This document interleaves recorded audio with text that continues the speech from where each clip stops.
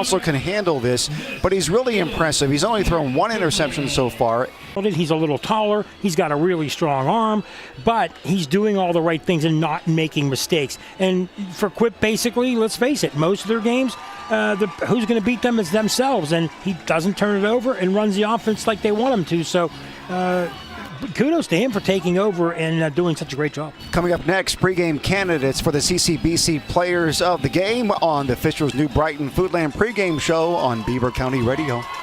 You know, I've heard people refer to older veteran athletes as being all washed up. Well, quite frankly, that's a rather nice compliment if you ask me. This is the Aquaman of Beaver County, Jim Riggio from the Beaver Falls Municipal Authority. When you hear something like that, you have to consider the source of the water, that is. After all, getting washed up with Beaver Falls Municipal Authority water can't be a bad thing. That's because for over 80 years, we've made it possible for everyone to feel washed up, even if they are not star athletes. Click bfwater.net. Make your dream of a college degree a reality at Community College of Beaver County. CCBC offers 10 pathways to success, including health sciences, criminal justice, industrial technology, business, and more. Start at CCBC and finish your career or get transfer ready, all at a realistic cost. Enroll today, ccbc.edu.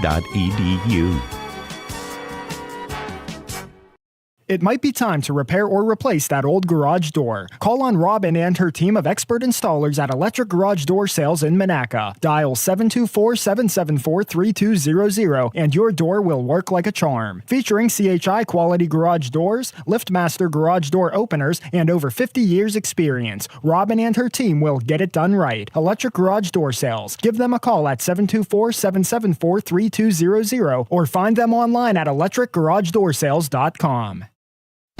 Let Hallowed Grounds Coffee Roastery of New Brighton help you start each day with a winning cup. Taste the thrill of victory in every sip of Hallowed Grounds heavenly roasted coffee. Brew up a win when you shop small and support a local business. Help Hallowed Grounds celebrate the home team spirit and get into the zone by clicking on hallowedgrounds.com. Or score big when you stop in person at Hallowed Grounds Coffee Roastery in New Brighton. Brew, sip, and celebrate.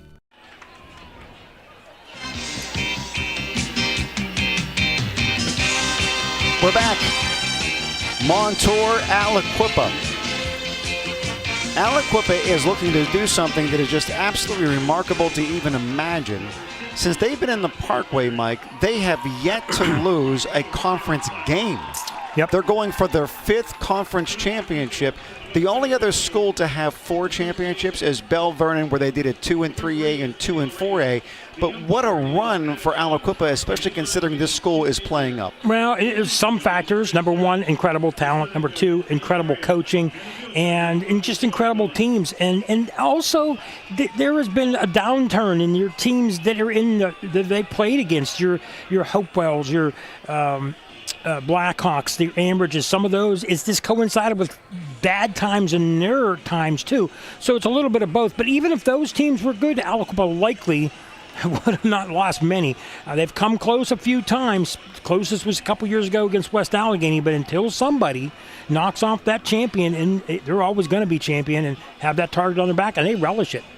CCBC Player of the Game, pre-game people that you will be paying attention to. Well, I think obviously for Aliquippa, it's got to be Tyke Hayes. It's got to be Council. You got to count one of those two. Those two guys have big games. One of those two is going to get the pick. On the other side of the ball, I feel that Montour has got to be able to pass against them. And one of the guys, their leading passer, is one of the guys that you really are going to hear about. One of 4 guys that they're going to really go to a lot is A.J. Alston. I'm going to say him for sure. My second pick would be Caden Halajo. Is that it? Halajo. I'm sorry, Halajo. So Caden Halajo, the running back, is another guy. If he can keep the sticks going and Montour gets a lead and he gets a few touchdowns, he's another candidate for me. Tank? You got me up? You guys got me up? Yep. Yes. I was go with Lester Longmire. He did a great job. Lester Longmire is who I would go with. Puppa. Now for, once again, 79 for Montour, impressing me here. He's the real deal. Watch what he... I like the way Tank is going with the big guys. Every week. 300 pounds. He came running out during pregame warm-ups. He looks like he already belongs in college somewhere. We might have to put Tank in the stands because we're so far away that he keeps cutting out. We apologize, Tank. But we understood 79, the big man.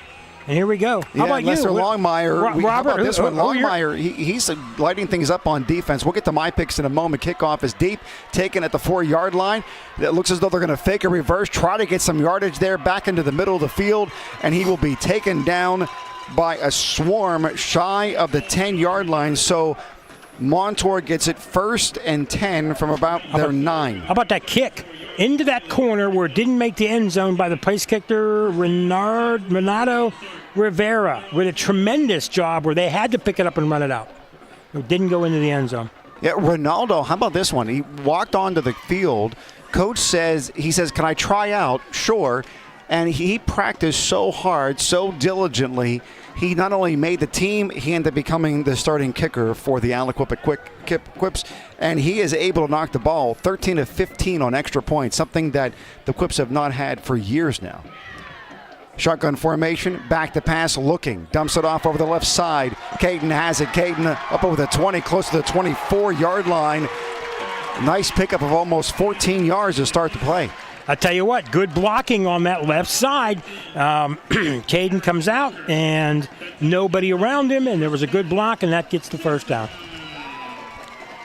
Caden, not only a threat running the ball, he's also a threat receiving the ball. 3 receptions for 35 yards. Don't be surprised if he gets it more often tonight. 4 wide receivers wide. Ball's on the far hash mark at the 24-yard line. Back to pass, hands it off. Caden up the middle to about the 25, and then swarmed under by the defensive line at Aliquippa. Justice Starks leading the charge. Yeah, and that's generally, over the last many, many years, one of the toughest things to do is to run up the middle on Aliquippa.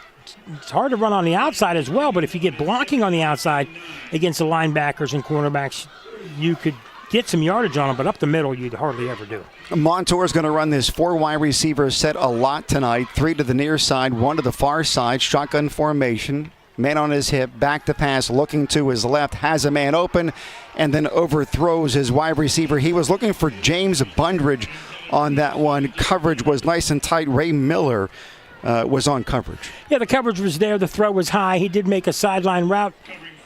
If the throw was there and it was on time, likely a first down.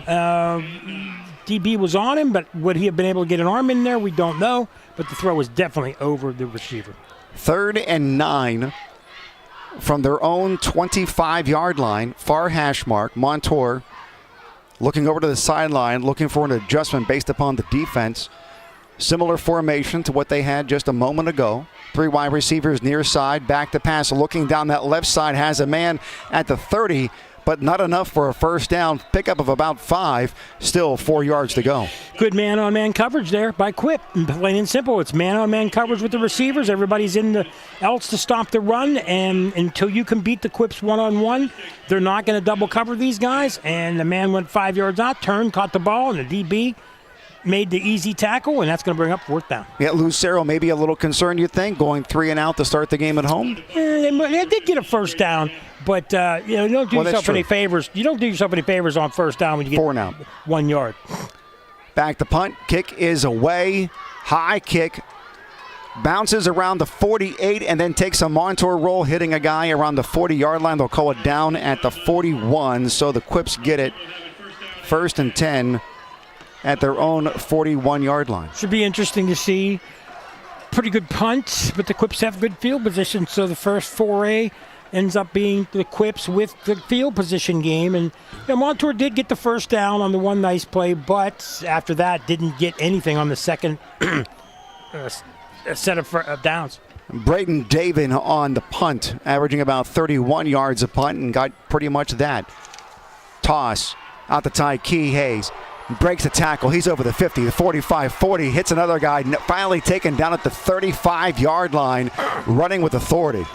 I got to tell you something about that young man. I mean, ever since I've seen him play, he's not afraid. He's calling himself out of the game.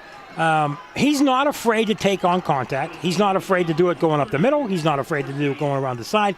You saw he could have ducked out of bounds, Robert. He just went right at the guy. He's an unbelievable athlete. He got around that end easily and got the first down. He is that talented. Yeah, he likes contact. 6'2", 205. He wants to run into somebody and send a message, not only with the great running ability to get big yardage, but also when you're finally going to tackle him. Handoff, and then a big hit by number 4 for Montour. And a pickup of maybe, actually it looks as though it's no gain on that one. Yeah, I think it was Sanir Brooks that ran the ball. When we got some time, I got a great trivia question for you about Tyke Hayes. Something I heard on the sideline before the game, interviewing, talking to their coaching staff. But Tyke, I guess, jammed his shoulder pad, something like that, so he came out for a play. I think he is back in there. Yep, he's back in. Yeah, Tyke's back in. Marquise Council, shotgun formation, calling Longmire in. And he is lining up on the right side. And finally, a timeout called by Patrick. It was late substitution, and the play clock was winding down. So, Tyke, of course, has verbally committed to Penn State. But other people are still recruiting him. And someone recruiting him really, really hard is Stanford. And guess who he got to meet when he went to Stanford? And I mean, everybody pulls out the red carpet, but when you pull out the red carpet at Stanford, guess who he met out there on his recruiting visit? Tiger Woods. Really? Bill Gates. And Condoleezza Rice. Wow. That's who they had meet Tyke Hayes. Now, I've been told that he really, really loves Penn State, but Penn State is signing everybody and anybody at his position, right, and then they all fight it out. Whereas if he goes to Stanford, he's likely going to get an early shot to play. You don't bring out Tiger Woods, Bill Gates, and Condoleezza Rice to meet a young man unless you really want him. Exactly. And it's a good point. A lot of questions that have to be asked by kids. Where do you want to go? Do you want to go to a Power 5 school? Do you want to go to a school that has a chance of going into the playoffs, maybe playing for a national championship? And he's smart, but be too. On the bench for a couple of years potentially. And he's smart, and they say he's got the academics to go to Stanford. Council hands it off right up the middle. Swarm of defenders by Montour once again. Big stop. Is that a flag? Amir Gary. Could be wrong, but I thought I saw a flag throw him. I might be wrong, though. Yeah. Personal foul against Montour. Yeah, they probably played too hard through the whistle. They teach you to play through the whistle, but they went a little too much and just tackled him a little too hard after they had him wrapped up. The reason we couldn't see the flag is they threw it on the M, which is yellow, in the middle of the field. Yellow on yellow, tough to see from 150 yards out. So it'll move from just inside the 34 to just about the 18-yard line with that penalty. That's big, man. Think about that. In a big rivalry-type game and a game you anticipate to be close, that 15 yards is huge. Denny Loria, the head referee on the call. Bad snap, hits the ground, and then skips it to his receiver, not able to complete that pass. We've called number 4 now a couple of times for the Montour Spartans. He is not a starter. He's kind of like their 12th guy that they rotate him in all over the place. But even not starting, he still gets 50 tackles a game, 13 of them solo. He's a really, really great talent for the Spartans. All right, Aliquippa now. Twin wide receivers to the right. Ball's on the near hash mark if you are listening on the radio or on the app. Just inside red zone territory. Pass out to the flat. Caught. And taken out of bounds at around the 15-yard line. Harrison Walker, 15 receptions on the year, 193 yards, will make that number 16. So what Montour chooses to do is play off the line of scrimmage, let him catch the ball, and we get 4 guys over there and we run him out of bounds. Okay, they give up 3 or 4 yards. Aliquippa's hoping you catch it in a run and let the athleticism take over, and that's generally what they are used to doing against teams. But Montour had that play covered. So Council now going up under center with Tyke Hayes behind him. Tosses it out to the right, looking for some room, trying to get that edge, and Montour would not let him get to the corner. swarmed over. Daniel Batch, number 0, the 190 senior, leading the charge on that one. Now the question becomes, do you go for it, 4th down and about 5, or do you try to kick about a 32, 33-yard field goal here? I got a feeling they're going to go for it. It's early in the game. If they don't make it, Montour's pinned back. Yeah, they're going to go for it. So they're at the 15. They have to get into what looks like the 8. 4th and 7. Well, they could just try to draw them off, too. Council now, shotgun formation. Tyke's on his hip. Wide receivers bunched up to the left, scrambling, looking for some room. Can't find it. He's all the way back at the 30-yard line. Finally dumps it out to Tyke at the 25. Gets up to the 15 and then tackled. The Quips lose the ball on downs at the 15-yard line of Montour. Well, a couple of things.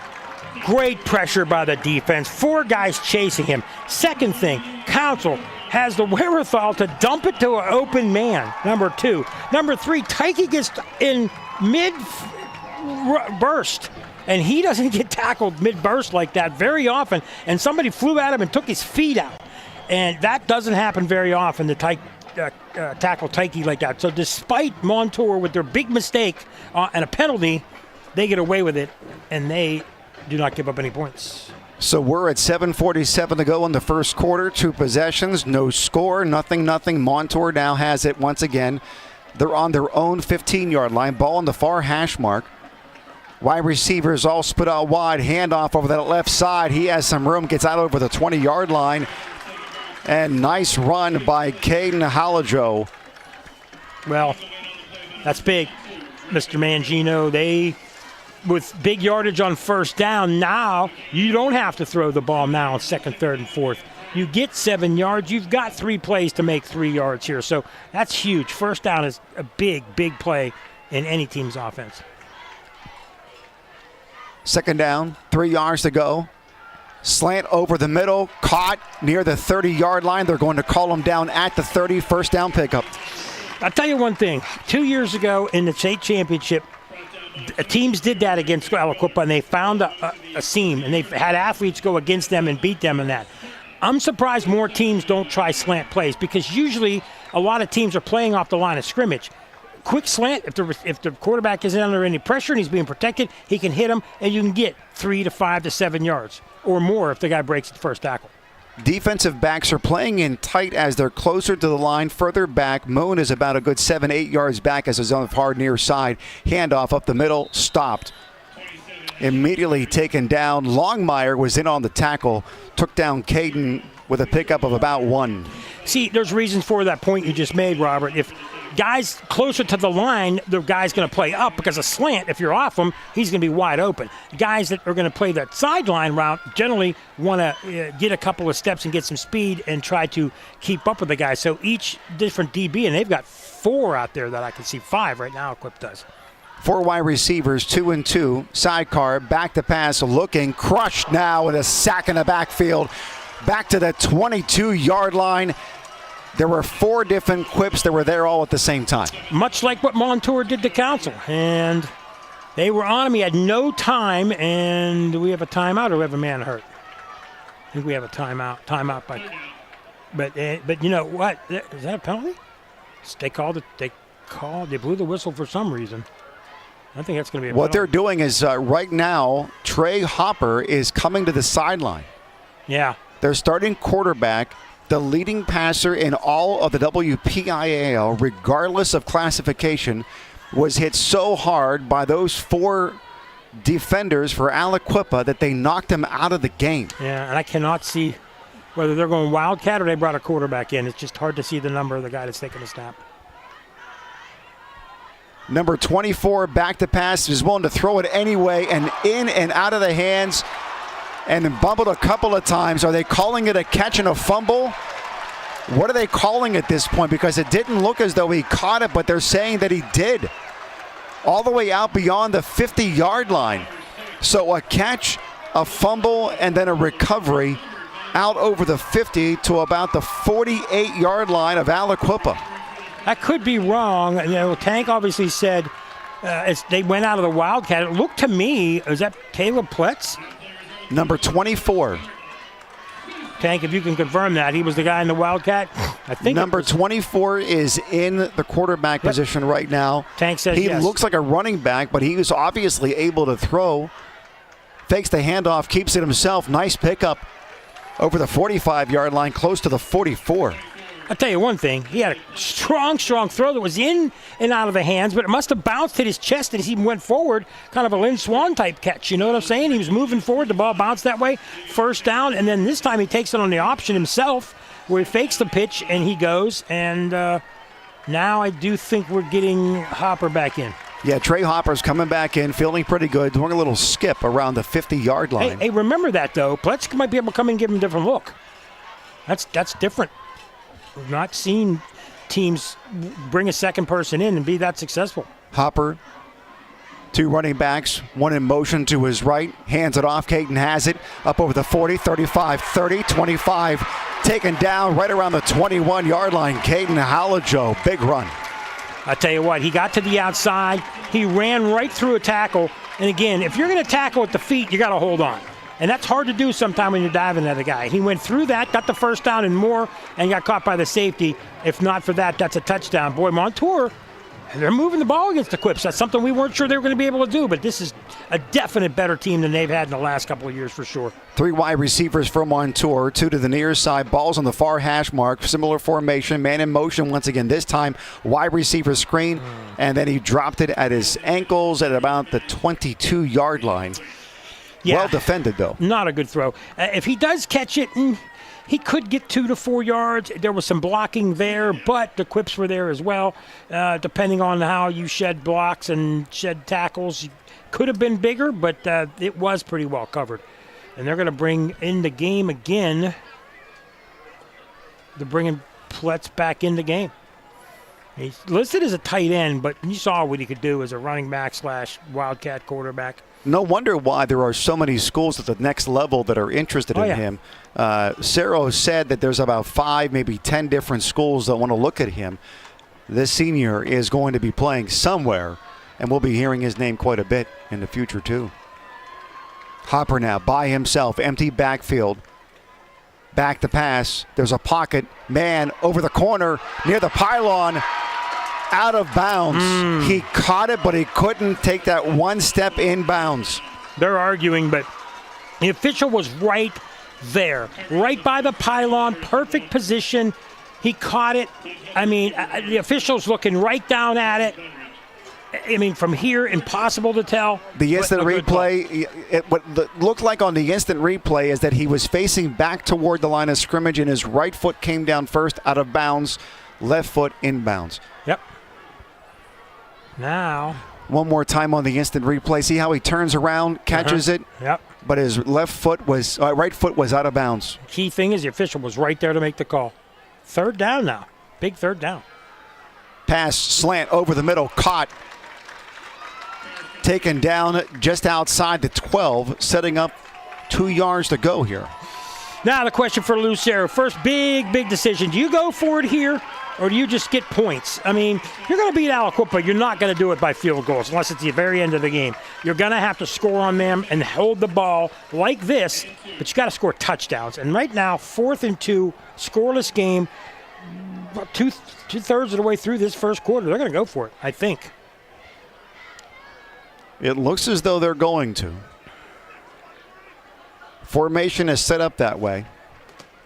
Daniel Batches in the Wildcat with Caleb Platts to his right. And then you have Caden. And Aliquippa read that beautifully. Yeah. They tried to run the option on that, the read option, and it didn't go anywhere. Loss of yardage, and now Aliquippa has the ball inside their own 15. Well, when Pletz is back there, you know he can run. You put him in the backfield like that, and Quip sniffed it out. And you try to run up the middle on Quip for 2 yards. I don't know about that call. But, again, you pin him back in there. But how many times when you have the ball in tight like this, if you're Montour, are you going to not score and win this game? You can't just miss every time down there and expect to beat the Quips like that. 3:26 to go in the first quarter. We are knotted up zeros right now. Aliquippa now taking the ball 1st and 10 from their own 14-yard line. Play clock is down to 7. Man coming in late for Aliquippa. They're lined up under center. Handoff. Tyke has it over the 15, getting close to the 20. They'll call him down right around the 19-yard line. You know, Lou Cerro told me and Tank before the game, he said, look, we got to stop Tyke. We got to limit him. We got to stop him, limit him. Key thing is hit him early before he gets speed.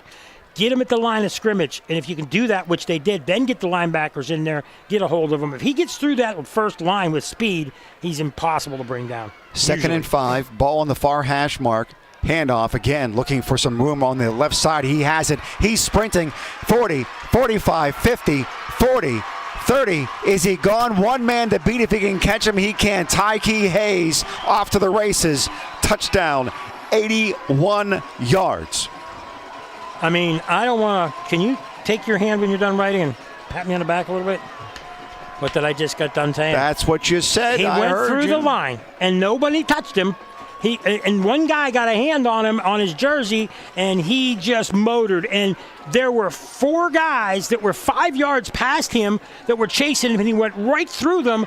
That's how fast he is. And I've seen him run faster, and he's bigger and stronger, but man, can he burn. And look out. You give him a space, and he's gone. Yeah, it didn't look like he was running at full speed. It did For not. those of you who are watching on Facebook and YouTube, you can see for yourself it did not look like he was going at full speed on that one. He was able to get by the deep defenders. There was one guy that was kind of tracking him down from the far side, but it was just too little too late. And he slowed down around the 10-yard line.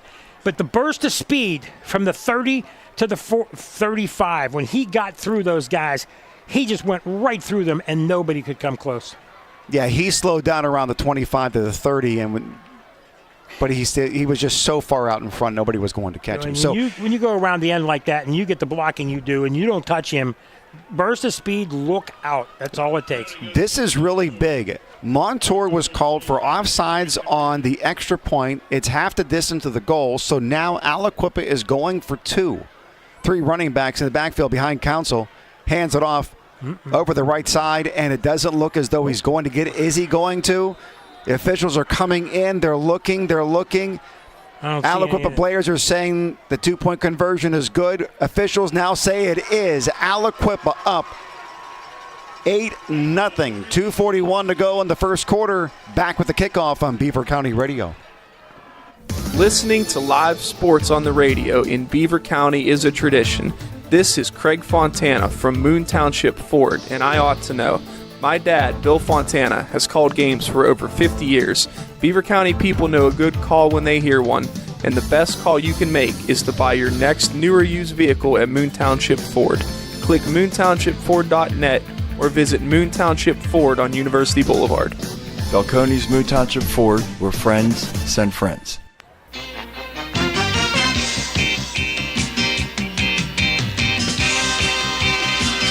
Tank, no doubt Tyke Hayes is extremely fast, amazing moves, but who up on the front line made that happen? On that front line, number 73 and 76 made that happen right there. Yeah, 73, Kingston Wilcox, a 300-pound junior for Aliquippa. And then you have Devin Humphreys, the 280-pound senior. He's also a captain on this team. He's just 5'8", 280. Wilcox is 5'6", 300. I'll tell you one thing. Aliquippa for years has been a team they can outlast you. They can outspeed you. Their coaching staff can outthink you. But, man, I'll tell you what, there is nothing that's going to beat. Interesting kickoff. Yes. Malachi Shagog, a short kick just over to the 50-yard line, right to I don't know if they were defender trying to, with Montour. Now they have wonderful field position right at midfield. Yeah, they were trying to bounce it off a guy or something. But, Montour's proven they can move the ball here so far. So that's going to be to their advantage. I mean, they got it. Exactly. You could stop Tyke once, twice, 3 times, but can you stop him from them 14 to 20? Can you stop him from them big ones? He's already got an 81-yarder. He's probably close to 100 by now. I mean, you can't just stop him 1 out of every 3 or 4 times, or 2 out of 3 or 4 times. He's going to get those big ones. He's going to kill you all night. Trey Hopper, empty backfield, throws a slant pattern, caught, and then fell down at the 41-yard line. Caleb Platts.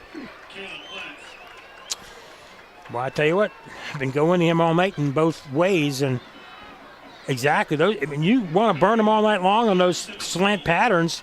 Who cares if it's 4 or 5 yards each time? If you're going to actually 9 yards on that, they just keep eating up clock and eating up yardage. That's all that matters. But you got to score. They were close twice, or at least once. I'm sorry. 2nd and 1, empty backfield, looking, scrambling, finds a man, has him at the inside the 30-yard line. Waiting for his opportunity, and he's able to connect. That one was to number 13, Dominic Barron, the 5'10 sophomore. Yeah, and good movement to the right side by Hopper, who was quick on his feet and threw on the run, and he threw a strike. For those of you listening, ball's on the near hash mark, first down pickup all the way down to the 26-yard line. And they running with 5 wide receivers one more time. 3 to the far side, 2 to the near side. Back to pass, has some time. Slant pattern once again. Gets it inside the 20 down to around the 19, maybe even the 18. And they went to Platts again on that. Well, you know what? I mean, how many times have they gone slant now? It's 3 or 4 times out of the last 6 plays. And about how long before an Aliquippa player takes a chance on that and jumps the route? You got to be careful with that. But if you jump the route and miss, the guy could be open and go for a lot longer than just 6 or 7 yards. Montour down here again knocking on the door, see if they can score this time. 2nd and 2, under a minute to go in the first quarter. Back to pass, looking, pressure's coming, scrambling out to his right, throws it, and then overthrows his receiver. He was looking for A.J. Alston down around the 12 for a first down pickup, just overthrew him. Well, you know what? That's one that's not going to hurt them too bad. You got to be careful with interceptions. Quip with a lot of quick guys back there. But this is turning into a game of which talented players are going to outlast the others. We got Tyke on the one side. We know how good he is. And we got Montour with a bunch of receivers, a tight end, and a running back. They may be a little bit more diversified. They may come down to if Quip can pass on Montour and what their skill guys can do, because right now Montour's done a pretty good job of moving the ball against Quip. Not big bursts like Tyke, and it looks like they're going to let the first. No, they're calling for a timeout with 48 seconds to go. The play clock was winding down. Caleb Platts, their star football player on offense, defense, and everything, decided to take his helmet off and come off and get a blow, and apparently they want to have him in for the very critical 3rd and 2. We'll be back in 30 seconds on Beaver County Radio. Can you believe fall is already here? This is Diane Ireland of Ireland Contracting. Improve your home energy efficiency and curb appeal with Ireland Contracting. Get new windows, siding, and roofing professionally installed by one of the top contractors in the Pittsburgh area. We specialize in premium siding, Owens Corning shingles, Pella windows, and more. Save your money for the holidays and use 12 months same as cash financing. Call 1-800-NEW-ROOF or visit IrelandContracting.com.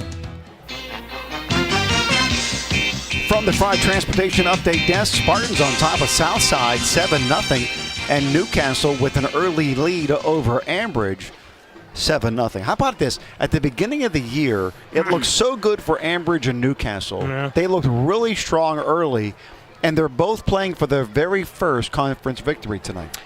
This conference is so good, you lose a couple of tight games early, then you don't have a whole lot to play for towards the last 2 weeks of the season. Hopper's in the shotgun.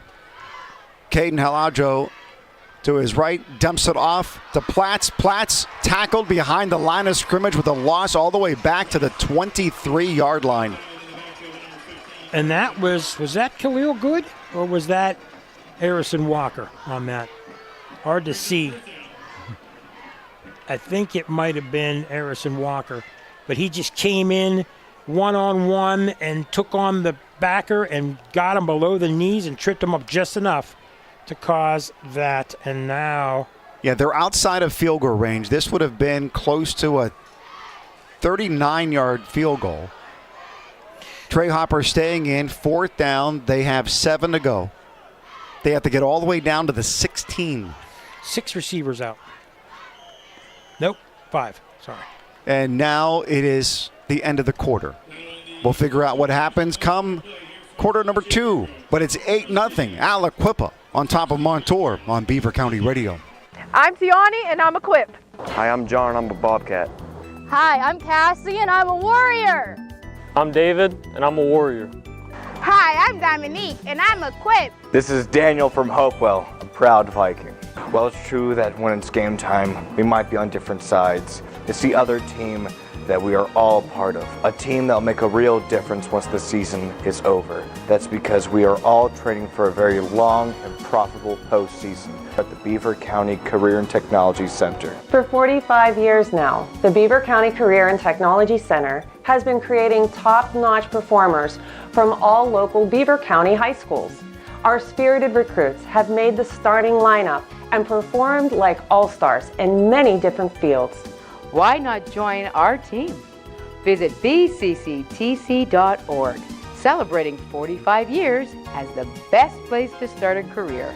The Beaver County Career and Technology Center. I'm Angino, Mike Kasabian with me in the booth.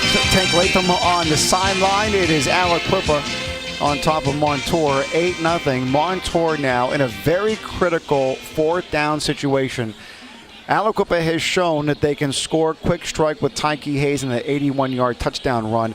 They desperately need points here. It's just the beginning of the second quarter, but how important do you see this play being? I see it really important because Quip now has bent twice, and they haven't broken yet. And Montour, if you drive, you can drive, but if you can't score, you're not going to win the game. So they've held them out of the end zone so far, and now it's a big 4th down play. They failed on the last time, and down here inside the 20 once again, inside the 25. This one's at the 23. But this is important. Yeah, you could pin Quip, but you see they can score with one play, so I think it's important for Montour to get something done here. Khalil Good really stepped up in that last play, that 3rd down play to set his 4th down position with that tackle for loss. However, according to Tank, Caleb Platts is telling his coaching staff, listen, I can beat my guy one-on-one, and it looks as though somebody may have jumped.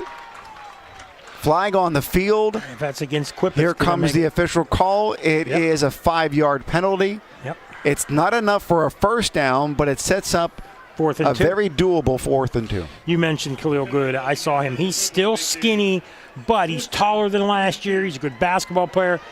I hear there's a lot of schools after him already. He is extremely talented. We know how talented he is, and he could be the next great Quip, considering there's so many of them, but he could be the next guy after Tyke to get a lot of schools looking at him. Caden Hallijoe off to the hip of Trey Hopper. Fakes the handoff, slant pattern, caught, 1st down pickup for Montour. James Brunridge on the reception, slant pattern one more time. And they get too many guys. You mentioned Brunridge, Alston, Battles, Batch, Platts, and again with the slant. And Robert, that's 5-6 slants they've run to perfection so far. And now you're getting to the part of the field you can't run it as much, but that's been effective. That's been their best play. So now we are inside the red zone clearly. We're close to the 11-yard line. Montour, 4 wide receivers, back to pass, looking for the corner, has a man, jump ball, he's up, touchdown, Montour. Wow. That was an amazing throw. That was up in the air, and that was high up in the air. And one-on-one, they went, my athlete's going to beat your athlete. There were other guys that could have went to. I'm sorry, go ahead. No, A.J. Alston, we're watching this replay.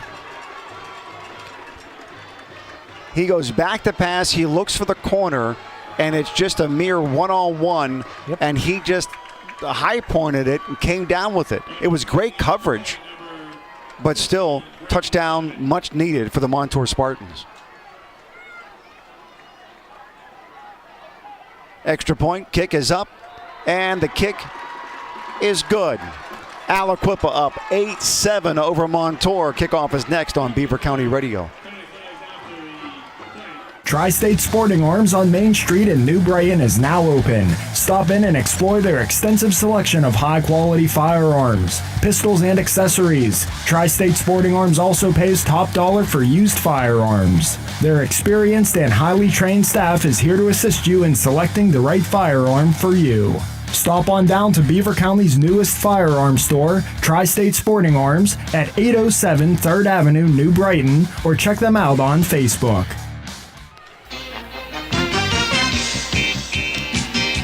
Seven plays, 4 minutes, 15 seconds. And Montour gets it within one, Mike. Seems to be some question of who got that touchdown. Tank's going to double check. No, it is definitely, we are definitely right. It is 6. It is going to be A.J. Alston, not Brundridge. So A.J. Alston with the touchdown. And I'm sorry, you were asking. No, I mean, it's 8-7. Now we have ourselves a game once again that we were in a critical situation just moments ago on a 4th down play for Montour. They had to have it. They got it on a slant pattern, and then were able to throw that corner pattern for a touchdown. It's a 1-point ball game. Exactly. Well, after Montour moved it a little bit and then punted, and Aliquippa turns it over on downs, Montour turns it over on downs deep in their territory. Aliquippa with a big 81-yard run now. Here comes Montour, and they march it downfield and score. And there was a penalty on the extra point that was enforced on the kickoff, and Braden Davin adding a touchback that may as well to his record. No chance for Aliquippa to use their speed and run it. Tell you one thing, before the game started, I'm down on the field, and there was some pushing and shoving, a lot of talk. Oh, you be there. No, I'll be there. I can take you. No, you can take me. You know, the typical talk before the game, but they were real close, and they had to separate a few kids. But, you know, that's just both teams, after so many years of losing, Montour's up for this, and Aliquippa still, again, top of their heap, and until you can beat them, there's going to be some talk, and it's rivalry-type game, and big crowd for it, and we've had a real good one so far. Quips now, shotgun, one running back on the hip, gets it, runs over that right side, has a lane, and runs into one man, another, and finally out of bounds around the 44-yard line. Tyke Hayes, big run, but there's a penalty flag all the way back at the 16. I got to tell you something about Tyke. We talked about it earlier, boy. He had some speed, and then he saw guys bearing down on him. Most kids go out of bounds. He takes on the tacklers. He took guys on, and he barrels over people. He's not afraid of contact, which in the long run, if you do that all the time, is going to cost you. Look at Earl Campbell and some others, but this young man, that's going to go against the Quips.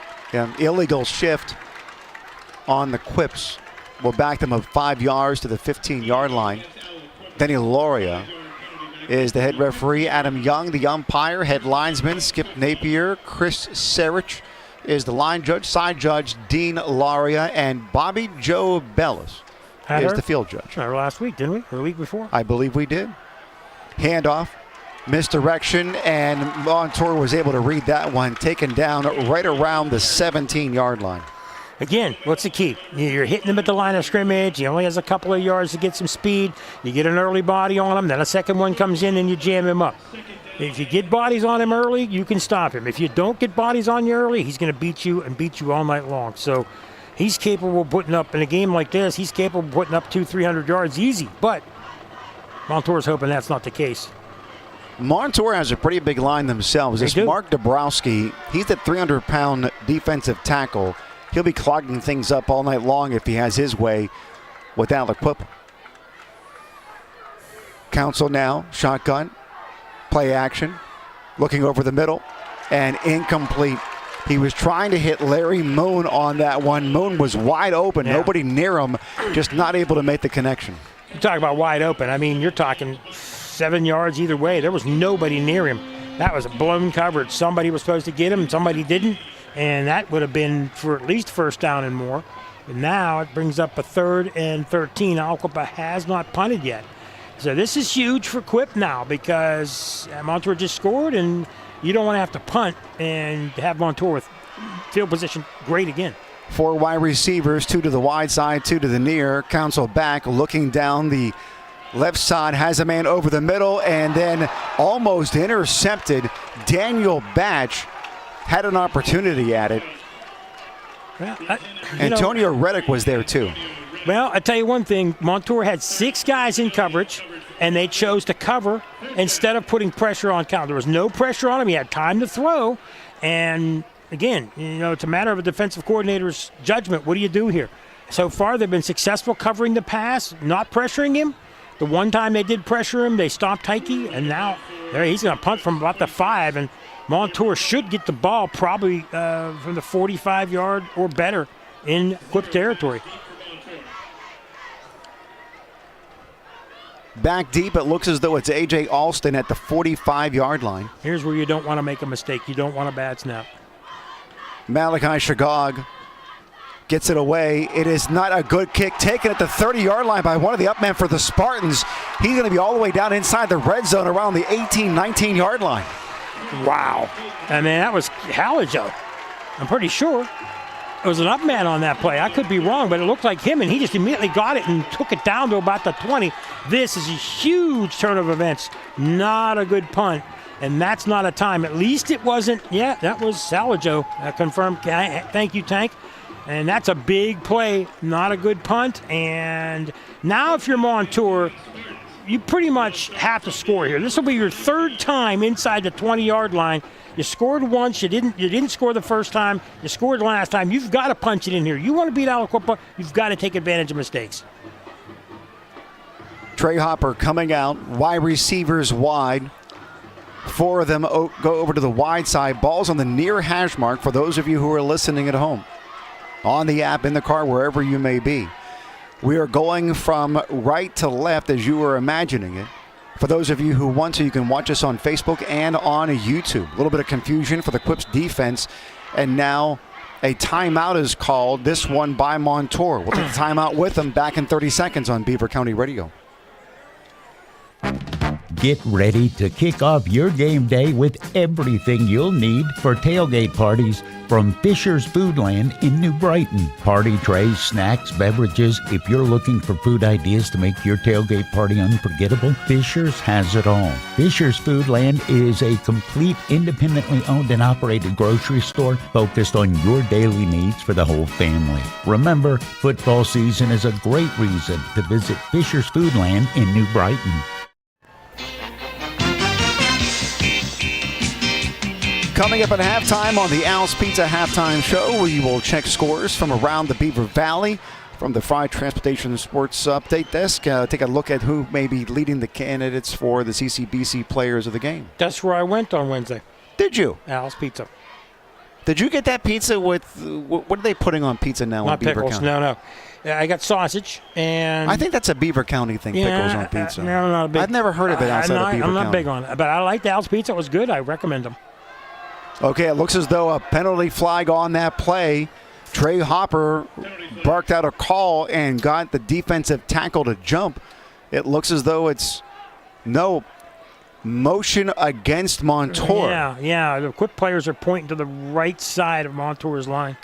So they're going to back them up now. Back outside of red zone territory. People don't realize they're around the 24. Sorry, Robert. People don't realize how important it is in the second quarter when you run the ball against Quip and they've stopped you once and you scored on them once, and now you've got an opportunity to take a lead. And a lot of teams don't have leads on Quip. And this is important to get this one in there, I think, for Montour. Back to pass, looking, slam. No, it's a go route. Has a man in the end zone. Touchdown, Montour. Wow. That one, Daniel Batch, this junior captain, came into the game, 13 receptions for 504 yards, averaging about 38.8 a catch, 6 touchdowns. He now gets his 7th. And what did we say? Batch, Bundridge, Alston, Battles. There's a lot of guys on this team that can catch the ball. You can't stop all of them. And guess what? Every single guy and Pletz as well. We mentioned all those guys, and everybody's getting a turn. Can't stop them all. And another big play. This time a go route. They're not afraid to go for it against Quip. Extra point is up, and it is good. Montour takes the lead, 13-8, 10:07 to go until halftime. You're listening to the best of Beaver County football on Beaver County Radio. Looking for a fall activity for your children? Pass and score your way into the Beaver County YMCA's Youth Soccer League. The league will teach the basic fundamentals of soccer. There will be one practice a week teaching drills and skills. This soccer league is for kids ages 5 through 12 and runs from September 10th to October 19th. Registration is already open. To register, go to beavercountyymca.org.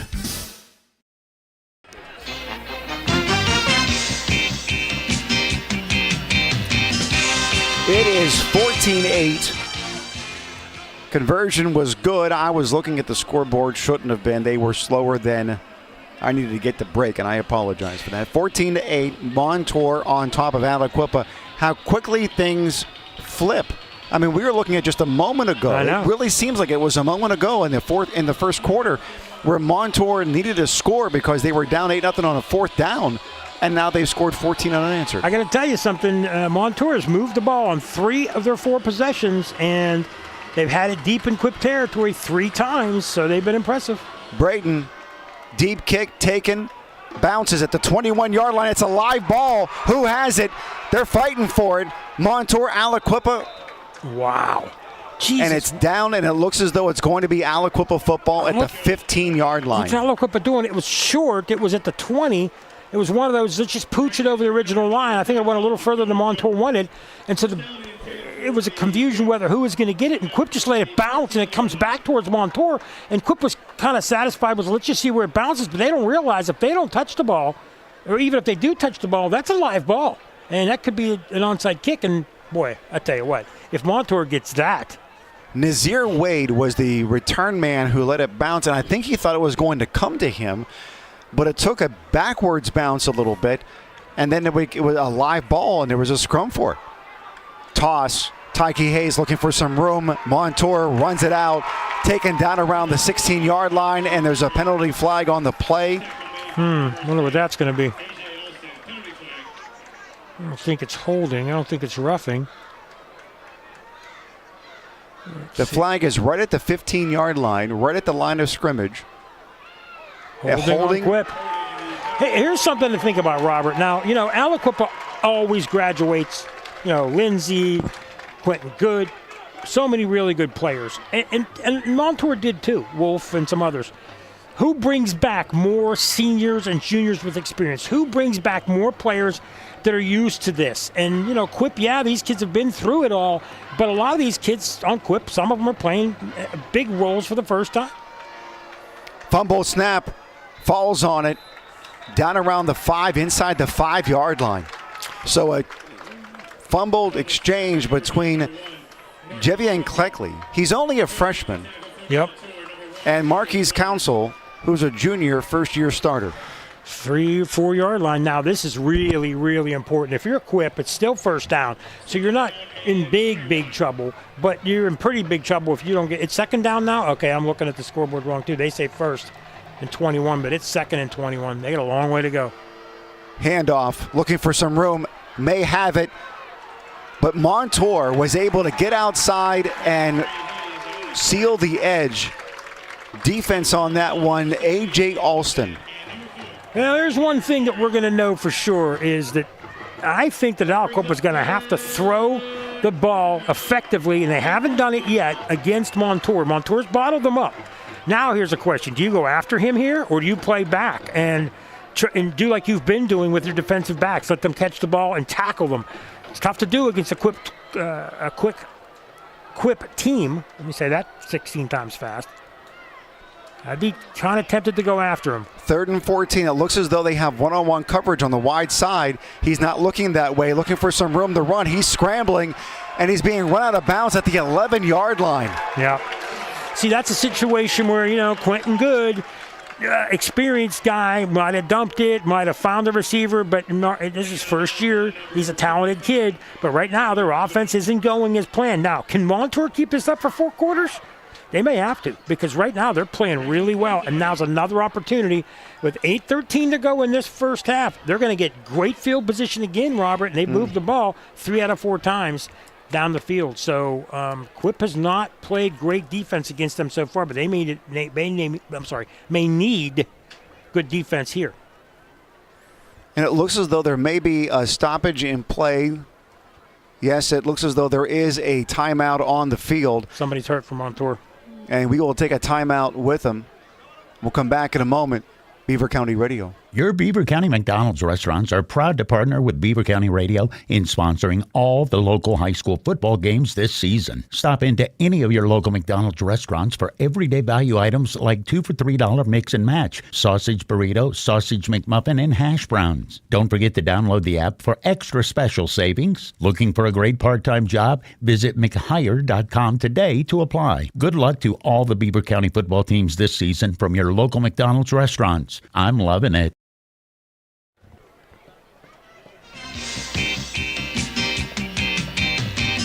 Cole Medili, number 33, is the injured Spartan.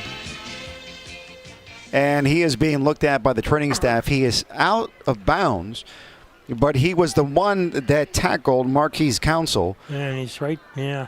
And they still have him. He is sitting up, which is good news. It's always good news. But there must be a good 6-7 people that are around him talking to him, trying to get an assessment. Losing him would be a huge loss. Yeah. He's involved in 64 tackles so far this season. Coming into this game, 26 of them were solo. 2 of them were for loss. He even has an interception from that linebacker spot. Well, you know what they say. I mean, every single team will have injuries, but how key are they? And if he does get injured, who replaces the guy? And you know, everybody says next man up, and it's easy to say. But is the next man up a guy that's just a step below? Is the next guy up about equal? Is he 2 steps below?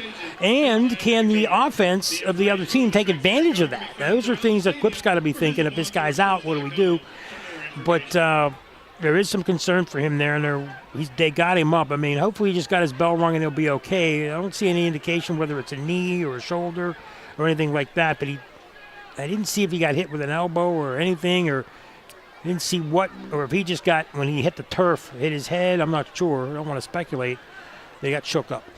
Tank, you are just feet away. Are you able to see, and have you heard what may be the issue here?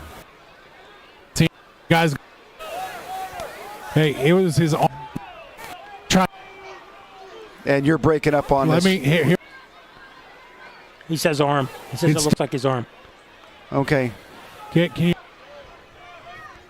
Nope, it's not. For whatever reason, it's not going to work being able to get down the Tank. But they just had a number of officials, including a officer, run up into the stands. Not quite sure what they are ultimately waiting on at this point. He is sitting up, but they're not wanting to move him. I think they may have just laid him back down again just for comfort's sake. Yeah, Tank says it's his arm. That's what he texted up to us. That could be anything from the arm, elbow, arm. We saw that in the Central Valley game where a young man messed his elbow up. So if it's something serious, we don't know. But if they ran up into the stands, maybe they got his parents a lot of times. Okay. Yeah, Tank's saying it definitely looks like his arm. All right, we will go and take another timeout. We'll come back. Hopefully they'll be able to get him taken care of, and everything is going to be well for the young man, Cole Medili, injured on that last play. Some people use a handshake as a punchline. At LGKG, it has a different meaning. A handshake to me means integrity, trust, and loyalty. It means that we will do what we say we're going to do. Our handshake is our bond.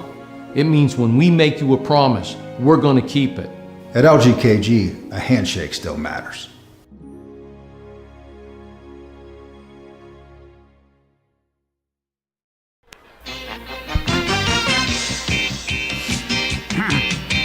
Cole Medili, he is up. He's under his own power. He is being greeted by his teammates. It looks as though they're not worried about taking him off to the locker room or anything. So we'll see if he's able to come back into play. Hopefully he is healthy enough to do that. You know, and just to let people know, if they go and they get your parents, a lot of times it's because you get shook up, you're a little bit worried, you want to get a familiar face to calm you down a little bit.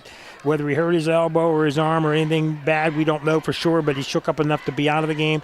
And as a precaution, you bring your family down, you rally around him, and Tank says they have him in a sling right now. So he wants to be with his teammates, so he'll stay on the sidelines for now. All right, here's the way it's setting up right now. Malachi Shagog in that last punt, he is not in at this point. It looks as though Council is back at the end zone, as though he is going to take this and almost in a pooch punt scenario. Yeah, I can't and see the deep fake. returner is back at the 40. That looks as though it may be A.J. Alston that is set to return this. No, that is Batch. Daniel Batch. The kick is away. It bounces at the 38 and rolls, takes a quick bounce all the way to midfield, and it will be on the Spartan side of the 50. You know what? That was pretty good, and that turned out better for the Quips because, I mean, you're standing at the 40. You end up having that team take it at the 50. You get an extra 10 yards, and I was just going to say I didn't see Quip. Yeah, you put Council back there, maybe you think they're going to have a fake punt, but that's awful risky. Down a touchdown. You don't want to be doing stuff like that. That just really invites things. You got to make Montour earn it. Now is the time for the Quips to play some defense. You don't want Montour marching the ball down the field and taking time off the clock here. 39-yard punt for Council. And so now they mark it right at midfield. It's right on the 50, right on the M, middle. Back to pass. Go right over the middle. Overthrows his receiver. And nice coverage on that, too. Larry Moon had him over the middle. Yeah, he did. Man, oh, man. And the ball was overthrown a little bit, nowhere for the receiver to go. It looks like Aliquippa is now playing closer on the line, and the linebackers up a little bit, trying to cut off that slant pattern. And Montour hasn't gone to that. Now they're going down further, and there's a flag on the field. Yep. And they're backing them up 5 yards. So the play will not count. That home run, first and 15. That home run play is nice if it works, but if it doesn't, now you're going to replay first down. Okay, so they take the yardage, but now you've got 3 plays to make 15 yards now. So it's first and 15. 2 wide receivers wide either side. Ball right at midfield, right in the middle of the field between the hash marks. Hopper calls Halajo over to his right side. Back to pass. Throws a route deep down the left side. Has a man caught inside the 20-yard line. Wow.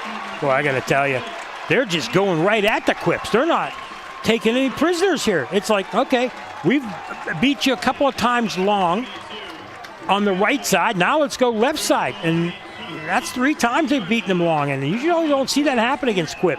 But with the amount of receivers they have, Quip can't double cover all the time. But perfectly thrown pass again. Boy, this young man, Hopper, has an accurate arm. Hopper, shotgun, 4 wide receivers, 3 to the near side. Has a back out in the flat around the 15-yard line, takes some contact, and then plows through 3 Quips defenders all the way down near the 12. It's exactly what that play is designed for. Catch the ball, hope you can break a tackle, get 4 to 6, and it's exactly what they did. Montour, it's one of those ones where, okay, you want to get up tight and you want to take away the slant patterns, those short passes, fine, we'll go deep. He's completing just over 60% of his passes. He leads the entire WPIAL in passing yardage, regardless of classification. This guy is a gunslinger. Hands it off over that right side. Nice pickup all the way down in close to the 7-yard line. That one once again, Caden Halajo. I don't want to say a perfect first half because they could have scored on that one, but you don't play many halves against the Quips like this, and 4 out of 5 times move the ball. The question is, can you score here 3 out of 5 times? That doesn't happen much against the Quips either. Quips can take a punch in the mouth, but they can punch back. But, boy, this would be big if Montour can go up 2 touchdowns at the half. 3rd down, 1 yard to go, and they are set up right about the 7-yard line. 2 running backs. Fakes the handoff. Does actually hand it off. Trying to find some room outside. Does he get it? He does. He may have picked up first down yardage. He looked as though he was dead to rights in the backfield, Mike, but he was able to make a number of Aliquippa Quips defenders miss and pick up what looks like first down yardage. I agree with you. And it just seems the fight of the Montour Spartans right now is so much more than which you would normally see. Wait a second. Now they're backing him up. They're saying that he may. He looked as though he clearly had it, but they're backing the ball up a little bit. Not far enough for a penalty of sorts, but they're saying that he was down a little earlier than that. So it's Platts in. They bring Platts in.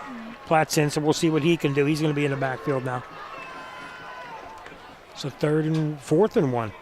So 4th and 1, man in motion. Platts keeps it, dives up the middle, touchdown. Caleb Platts. 20-8, the Spartans on top of the Quips. Boy, right up the middle.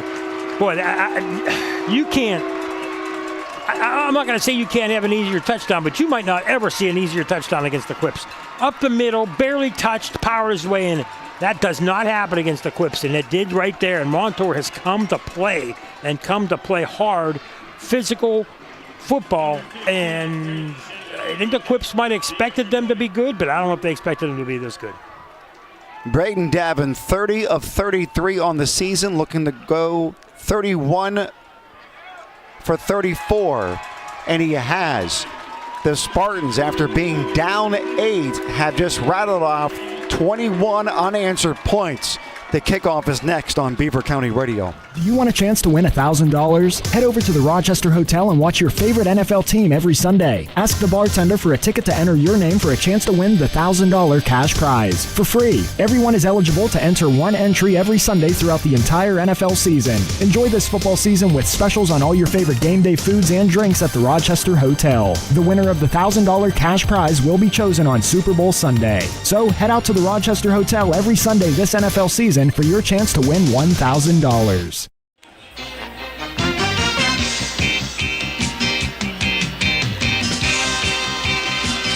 Lucero says that they throw to set up the run, and the way that they're doing it, it just seemingly spot on at this point.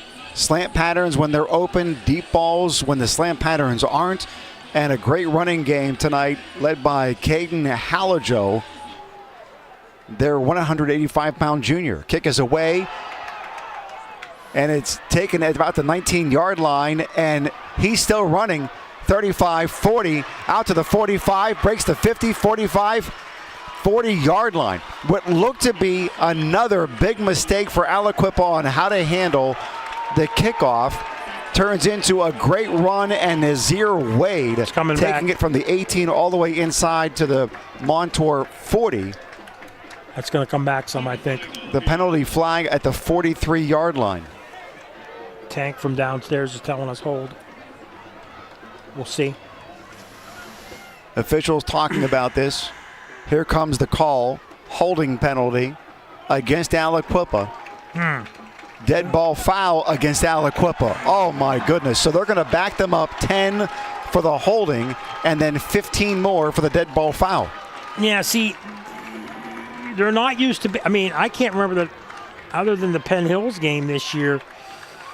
They haven't trailed that I know of, and they have not trailed a conference game since West Allegheny a couple years ago. So, you're down 2 scores at the half. That doesn't happen to Quip often, but Montour is a good team for a reason. Lucero's run good programs. That's Seton LaSalle. He's run good programs here. When he took over here, he had a lot of talent early on. They didn't have a ton of talent. They weren't very good early on.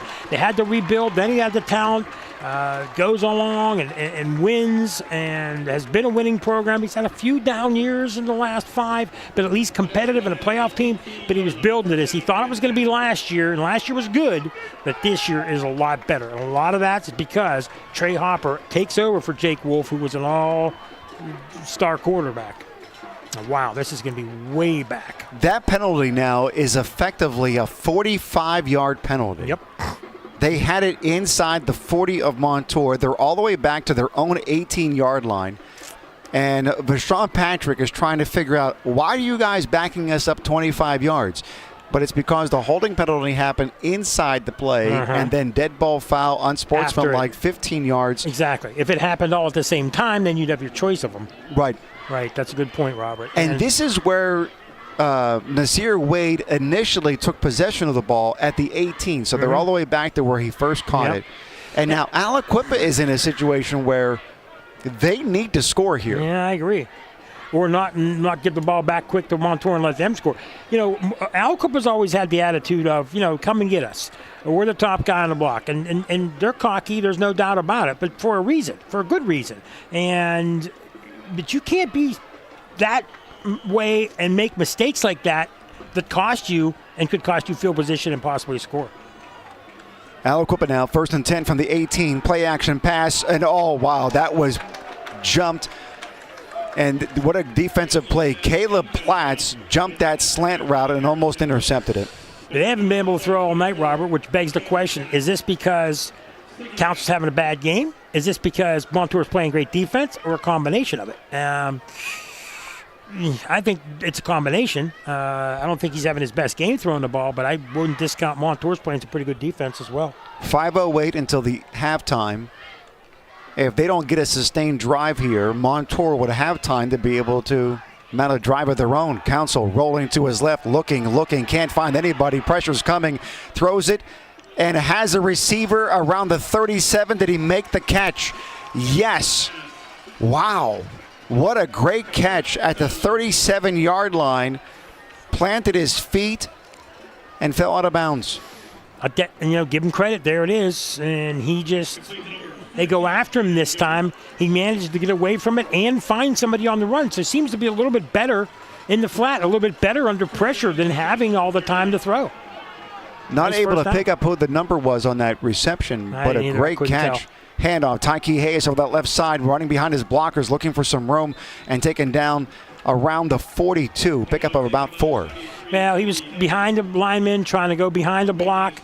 There was no space to get around. That's one of those plays where you follow your lineman, you get all the yards you can, and if there's not enough room to get around the guy, and there's tacklers on the left and the right, you just follow your big man and get as much as you can. Looks like he gets 5. Running clock, under 4.5 to go.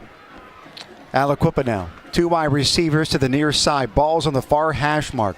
Important drive here. They need to sustain something and pick up some points. They're trailing 21-8 to Montour. Tyke Hayes has it over that left side. He has a crease, and he gets first down yardage right around midfield. Tank is telling us it was Khalil Good who made that catch for that first down. Nice catch by Khalil Good. Yeah, he's listed at 6'1", but boy, I tell you, I was on the field next to him, close to him, and I think he's taller than that. He might have been 6'1" back in the summer when they measured, but he's taller than that now. Yeah, he went through a little bit of a growth spurt, huh? Yep. So now Aliquippa. He's lean, and he's one heck of an athlete. Yeah, 6'1", they say 160. Yeah, and he can go up there on offense and defense, too. Mm-hmm. So now Aliquippa now, 5 wide. Everybody's gone. Council looking for somebody to throw to. Man, nobody's there.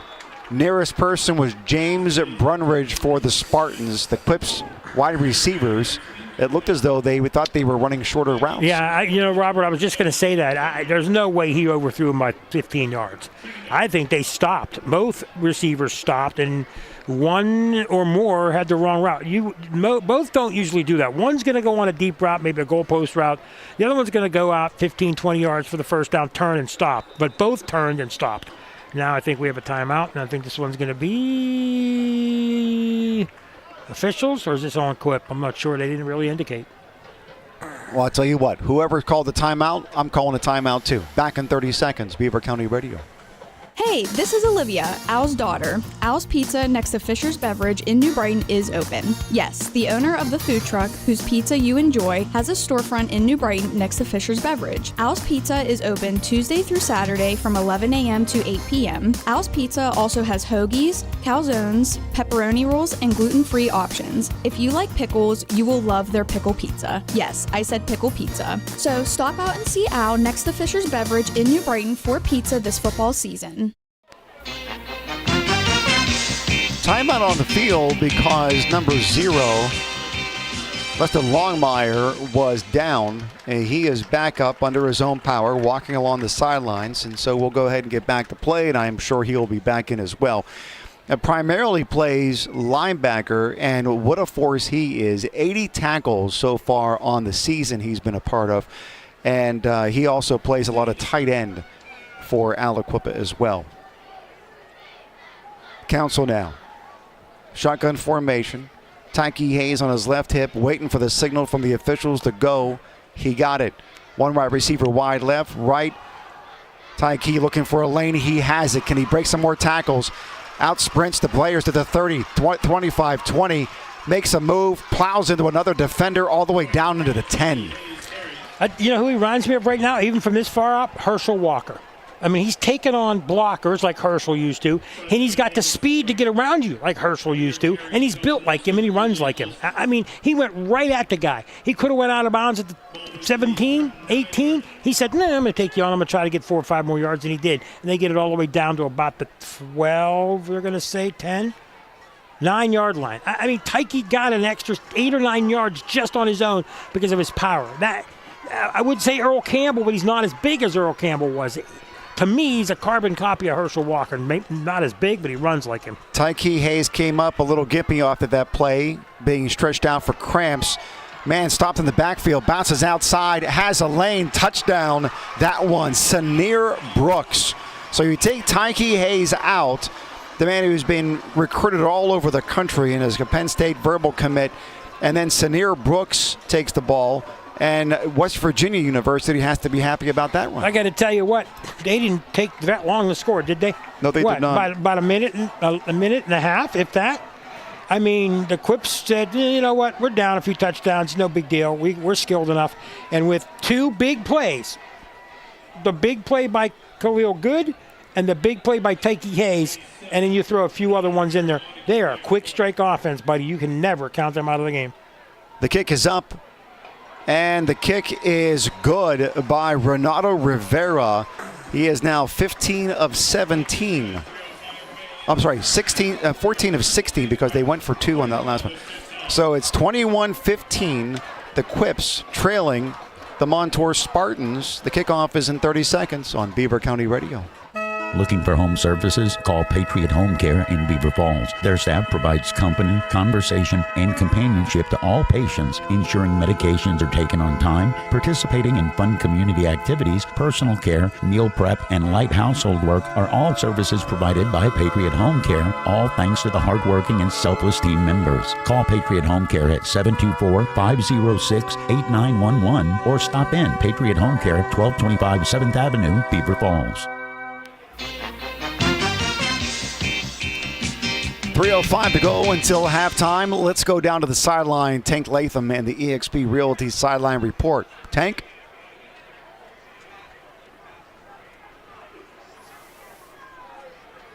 And we're not able to get the Tank. Tank making a comment to us that Montour is looking as though they're getting a little bit tired. Yeah, that's conditioning into the second quarter, into the fourth quarter. Remember that. Keep that in mind. Now, if you're Montour, at the very least, you want to run out to half here. You do not want to go 3 and out and give them the ball back because their quick strike capability, and if you're tired, you could be looking at a deficit instead of a two touchdown lead. I mean, Quip is never out of any game. And the kick is away. It is short, taken by one of the up men for Montour between the 35 and the 40, right around the 37-yard line. So Montour now, 1st and 10 from the 37.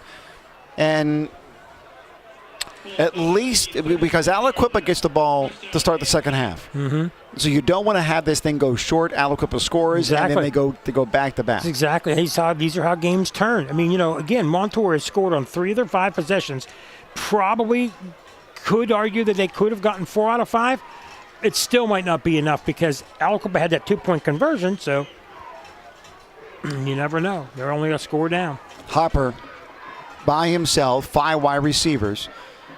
Ball's on the near hash mark, going from right to left if you're listening. Don't forget, you can always watch this game on Facebook and YouTube. Just look for Beaver County Radio. Hopper calling for the snap, back to pass, has some time, has a man on the left side. Can he reach him? Yep. A pass interference penalty is coming. There's a flag on the field right around that reception area. I mean, you know, I know I broadcast for the Beaver County School, and one of the players is taking the DB away. I mean, but you've got to let him have a chance to catch the ball. And you just were running and pushing And, yeah, you could say you were trying to cover, but you're running and pushing, and you didn't give him a chance to watch the ball. Watch the ball here on the replay, and you don't give him a chance to catch it, and you rush him and push him out of bounds. And the official looked at it for a long time and threw it. Now, the Aliquippa fans don't like it, but that's pass interference. And it looks as though that pass interference call was against Akiva Woods. Montour back to pass. Looking down the left side, trying to find some room. He's scrambling now.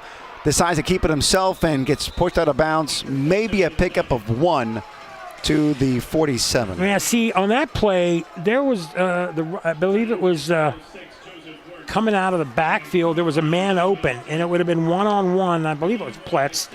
But that play was designed for receivers down deep. And, boy, they're really throwing deep against this team. I've never seen a team throw this deep against Aliquippa, and they're not afraid to go deep. They've gone 4 or 5 times now and been successful on, 4 of the 5 times, including that penalty. 5 wide receivers set once again. Ball's on the Aliquippa side of the 50. Hopper looking, scrambling, can't find anywhere to go, and ultimately sacked. And a penalty. Flag down. Right on the line, usually where it's holding. Takoa Gilbert on the sack. So now if you're Aliquippa, you probably want to take the yardage, but you might want to take the down if you want to get the ball back. Wait a minute, they're not moving the ball. No, so they're going to take the yardage. Yeah, they're going to take the yardage and the down. Okay, that's what they're going to do. They're going to back them up now. It's 3rd down. They have to get to just about the 38 of Aliquippa. They're back on the 47 of Montour. 4 wide receivers wide, 2 and 2. Hopper with Caden Halajo in the backfield. He's back to pass. He's looking. The pressure's coming, trying to find somewhere to go, and then caught and then taken down at the 50-yard line. Inbounds. So the clock is still running. Does Aliquippa decide to go ahead and call a timeout? Lester Longmire with that tackle there. He was right on it. Beautiful play by Lester. Came up, saw the play. Yeah, if you're Montour, you're going to let this run down as much as possible. I wouldn't punt it right away. You want to get it down to about the 140 mark, then punt the ball. And I wouldn't punt it directly to one of those 2 guys. You probably want to go right here and let the ball bounce. Play clock down to 13 seconds. Snap. Kick is away. Almost blocked. And then out of bounds around the 30-yard line. Where are they going to mark it? Yeah, just shy of the 30-yard line. So Aliquippa gets it. 1st and 10 from their own 30-yard line. 1:39 to go until halftime. Back in 30 seconds. Beaver County Radio. Did you know that if you have the ability to listen to the radio, you have the ability to dig a ditch? It's true. By renting the right equipment from D&G Rentals in Beaver Falls, you can turn big projects into simple ones. So if you can master your cell phone, you can probably build a new patio or pour a new sidewalk. You already have the know-how, you just don't have the right tools. And that's where D&G Rentals comes in. Visit dgrent.com. So remember, if you can change the channel, you can probably change a transmission with a little help from D&G Rentals. Aliquippa, 1st and 10, minute 39. They're set up at the 29-yard line near hash mark. Back to pass, looking, scrambling. Has a man open. Can he hit him? In and out of the hands of the receiver at the 25-yard line. Wow. Coverage by James Brunridge. Just not able to come down with it. It looked as though that was Harrison Walker who was targeted on that one. I tell you what, he was open for a split second. He underthrew him. If he leads him and that ball's thrown another 2 or 3 yards, they may have a touchdown. He had to slow down a little bit, and he almost outjumped him. Brunridge with good coverage, but the throw just a little bit underthrown. Neither one of these teams are afraid to go for the big pass plays. And there was a penalty on the play. And that's going to move. And it's really difficult to figure out exactly how things are going. They're back. You'll say, okay. So the official went and started washing it off from the 29 and then got to the 44. 15-yard penalty. And now Aliquippa has it from the 44, near hash mark. Council with Tyke Hayes on his right side. Now he moves him to the left. Play clock's at 30 seconds. No concerns. Council calls for the snap. Hands it off. Hayes up the middle. Gets to the 45 and no more. Pickup of 1, maybe 2. Yeah, you got, Tyke can break things at any time. You still have time. You got a strong arm quarterback. They still got a little bit of time. And you're right, though. They don't seem to be in any big hurry. Taking an awful long time. 1:05 running clock. Yeah, there's no sense of urgency, but then again, they can score on this play. Council looking, calling out who he thinks may be blitzing from the edge. That would be Daniel Batch, number 0. Takes a snap, looking.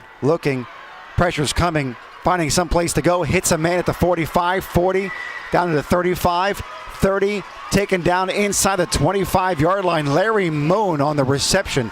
He was the outlet, and he took off. Boy, I tell you, they went after him and they missed him. And he stepped up in the pocket and he made a nice throw.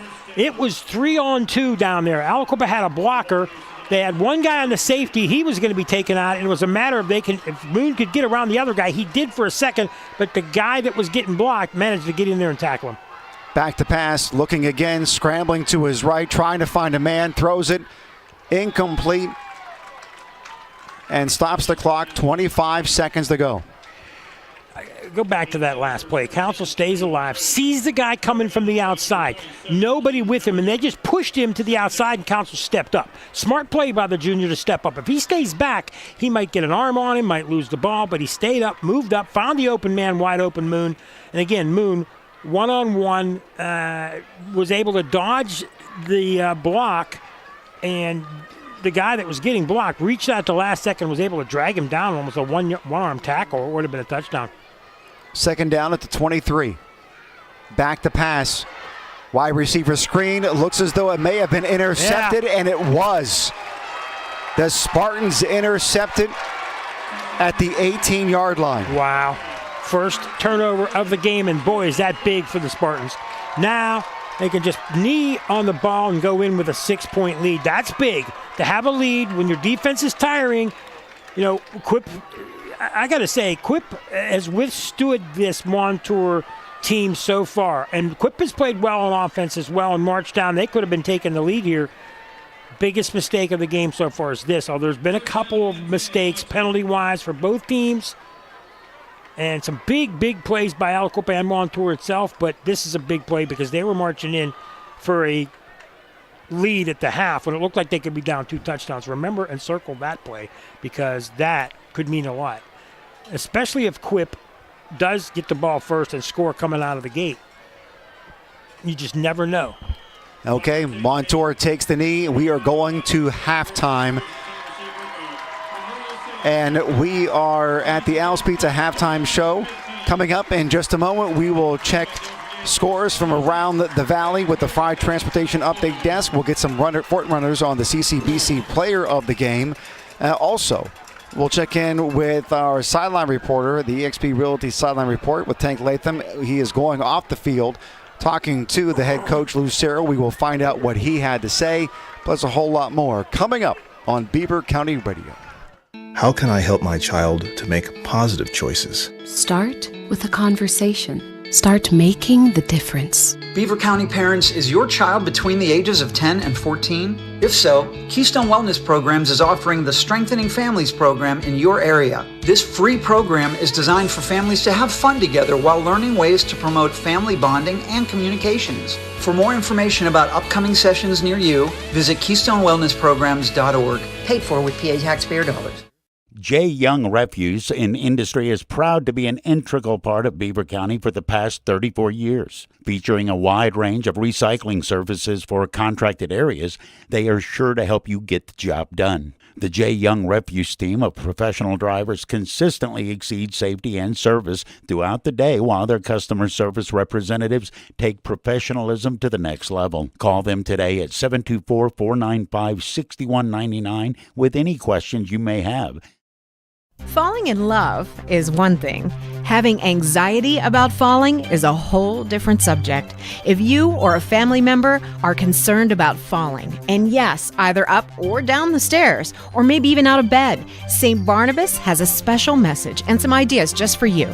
Years of experience in working with people who are prone to falls has given St. Barnabas special expertise in this area. Call them at 724-443-0700 and learn about ways that you can begin to feel more confident and safe, including suggestions that you can implement right now into your daily routine. Call St. Barnabas at 724-443-0700.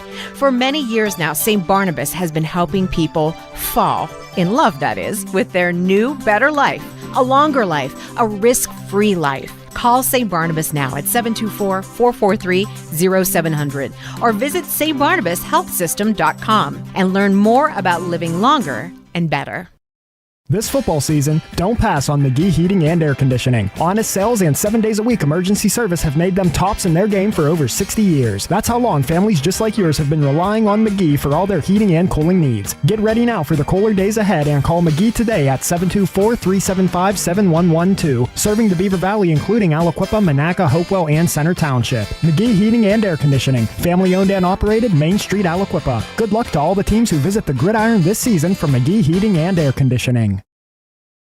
When it comes to school buses in Beaver County, it's hard not to notice the shiny Fry Transportation fleet. Fry Transportation has been a local family-owned Beaver County business for over 30 years. As any successful football team must be dependable and reliable, these same qualities have made Fry Transportation a champion operation. Best wishes to all local teams and safe travels to the Gridirons this season from your friends at Fry Transportation.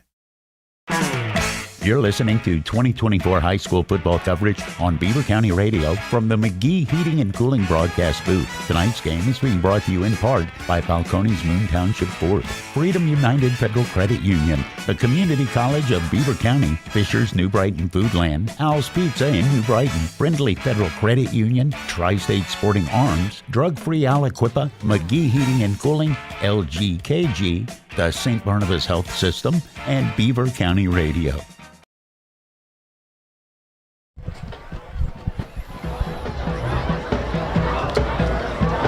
21-15 Montour on top of Aliquippa. And what a game we have here. It looked as though Aliquippa was going to look strong as things started off, and then Montour decided, we're going to go for it on fourth down. And that fourth down effort seemed to completely flip the script for them. They went on a run, 21-0. Big plays by the Quips. Big play by Tyke Hayes. Big play by Quentin Good. Big play by Sinear Brooks. Big plays by the Quips too. And then a big play on the interception, which probably likely could have led to the Quips going in for a go-ahead score at the half. But Montour on the other side scores on 3 of their 5 times, and they look pretty good themselves, moving the ball. It was a mix of run and pass, but once they couldn't run up the middle against the Quips, boy, they started just picking the Quips apart. First with the slant patterns, and then when the Quips stepped up for that, then it's long passes. So this has been one heck of a ball game, but the Quips, down 2 touchdowns, a lot of teams against a good team on the road would have faltered and fell apart, but the Quips come right back, and they only trailed by 1 touchdown. And with the things that went wrong against the Quips, with the not only turnover, but the penalties against them, which broke down a couple of drives. Quick punted twice in that half. Being down a touchdown is not a bad thing because they played a pretty good half and could be down worse. Couple of things to look at around the Beaver Valley when it comes to scores from the Fry Transportation Update Desk. The Moon Tigers, they have had a very difficult schedule in 5A. Mm-hmm. They ran into Upper St. Clair this week, and they're trailing 14-7. They have to win and hope to win next week and get one of those extra spots. That's the only thing they can do. That game is at the half. Ambridge and Newcastle. Ambridge is up 8-7. That's also at halftime. There's a team that the winner gets their first win and doesn't have last place in the conference. Rochester all over Northgate, 20-0. That's big. That should assure that Rochester of making the playoffs. And if they win next week against Southside and, of course, win today, they might be able to get as high up to maybe third place. But this should assure them to get a playoff spot, which is nice to see because they didn't start off the season well. Is it remarkable considering, they didn't start off the season, not starting well is an understatement. They didn't score for a couple of games. Right. And got beat up bad. And they had major injuries, and they had a young man who had to give up football after being taken to the hospital and having some concussion issues. They've had a lot of injuries, but Gene Maxwell and staff got this team in contention. Mohawk all over Freedom, 35-20. Yeah, Freedom just has had a bad season, and it started out where it looked like they could be competitive, and then just has gone downhill since about the second, third week of the season. Central Valley beating up on Hopewell, 20-6. Man, I feel bad for the Hopewell, but they're a year away. They still have a chance to make the playoffs, but they're going to have to win either today or next week. But Central Valley's solidly in the playoffs. Could be a three-way tie if they win, and then then Beaver beats Avonworth next week, provided both of those two teams win today. We could have a three-way tie for that section league. Coming up after this game for Montour, it doesn't get any easier. Well, maybe every game is a little easier than an Aliquippa game, let me put it that way. But West Allegheny is no slouch. They give everybody a challenge, and right now they're up on Blackhawk 28-7. Yeah, and Blackhawk, they're another team right there that they need one win for sure to get a chance, depending on what the WPL committee has. But don't be surprised if Montour, whether win or lose against this game, you play the Quips, you're in for a fight. Then you got to come back against a rival right down the hill. Don't be surprised if Montour loses this, they could lose 2 in a row. Western Beaver looking good. They're up 20-0 on New Brighton. Solid playoff team. And here's New Brighton. Needs a win either this week or next week to almost assure to get them a playoff spot. They may have to go down to next week against Union to win to get to the playoffs. And we're waiting for scores to get reported for Riverside and Beaver Falls, looking for their first win of the season for Beaver Falls. And then Beaver and Quaker Valley waiting for scores there. Beaver should be able to handle the Quakers. Quakers having a tough year. And I'm telling you something, if Riverside wins, they're another team, along with New Brighton, that's got a legitimate chance to make the playoffs. One of those two teams should make the playoffs, maybe both, because they're fighting against Mohawk and some other teams. There's a lot to be said. There's a lot of Beaver County times that you didn't think were going to make the playoffs early in the year that have a real good chance this year. Al's Pizza halftime show continues in a moment. We'll talk to Tank Latham, see what he was able to find out with his conversation with Lucero at the beginning of halftime. It's next on Beaver County Radio. The sound of classic golden oldies and classic cars just naturally go together. Gary Snare and his professional team at Gnu's Body Works in Freedom is ready to help you relive those golden days of memories of yesterday in style. They specialize in restoration and customization of all makes and models to make your dream ride a reality. Everything from lowering or airbagging your rod or street custom to fill custom color paint color. Gnu's also handles collision and general repairs. Restore your old ride to its former glory. Call Gnu's Body Works, 408th Street in Freedom. The unexpected happens. When it does, you have peace of mind that you can rely on your insurance agent. As an independent agency, S.E. Snyder in Rochester can represent you to several insurance companies, so we can get you the best coverage for the best price. We pride ourselves in customer service and honest sales, so you shouldn't feel pressured with an insurance quote. If you need a quote or have questions about the coverage you need, talk with us until you're satisfied. Call S.E. Snyder Insurance Agency in Rochester today at 724-774-3584. Looking for that special home or wanting to sell yours? Let the Lisa Latham team, brokered by eXp Realty, help you. Hi, I'm Tank Latham, and our goal is to make you feel comfortable whether buying or selling. Lisa and I strive to make the process as smooth and as easy as possible. We invite you to visit the all-new eXp office located at 926 3rd Avenue, New Brighton. Give us a call at 724-307-5472. Check out Beaver County home inventory on our website, lisalatham.com. The Lisa Latham team, results that move you. Sometimes you win and sometimes you lose, but the game of life is a lot easier to play when you're insured with the best. More than 117 years has proven the Henderson Agency in Aliquippa knows what it takes to provide their customers with the best insurance for their needs. Auto, home, motorcycle, boat, or business. They pride themselves on good, old-fashioned friendly service and represent several insurance companies, including Progressive, National General, an Allstate company, and Mutual Benefit. The Henderson Agency, Aliquippa. Getting into the lineup and making the team is easy at Freedom United Federal Credit Union. Training camp is starting and you are invited. This is Coach Andy Dangle and I'm looking for new teammates. Membership is open to many organizations and groups throughout the county. Join my team at Freedom United Federal Credit Union. Details and applications are available now. Visit Freedom United Federal Credit Union today. Member NCUA, Equal Housing Lender.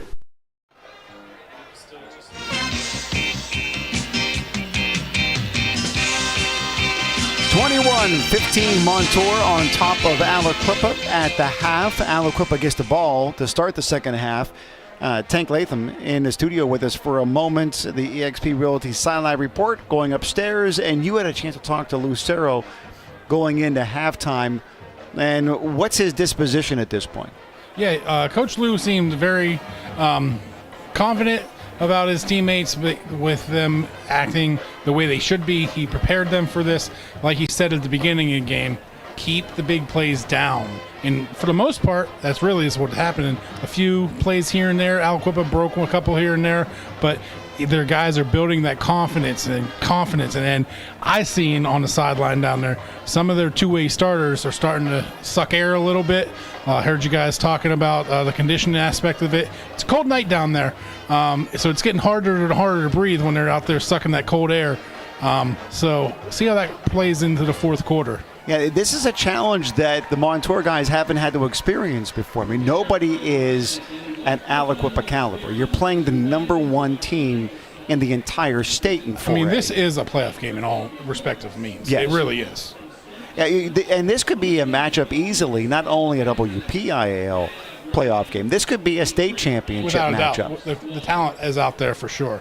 And they're playing with extreme heart. For those who are only listening to it on the radio, not able to watch it on Facebook or YouTube, you're right there on the sideline. What are you seeing when it comes to the effort that's being put into this game? I mean, the effort that's being put out there on the field for both sides of the team, they are out there. They are giving all. The Montour players, they realize, hey, we can play with these guys. They're not backing down against them. I'm standing on Montour sideline right now because that's where we're trying to get the best range for the microphone.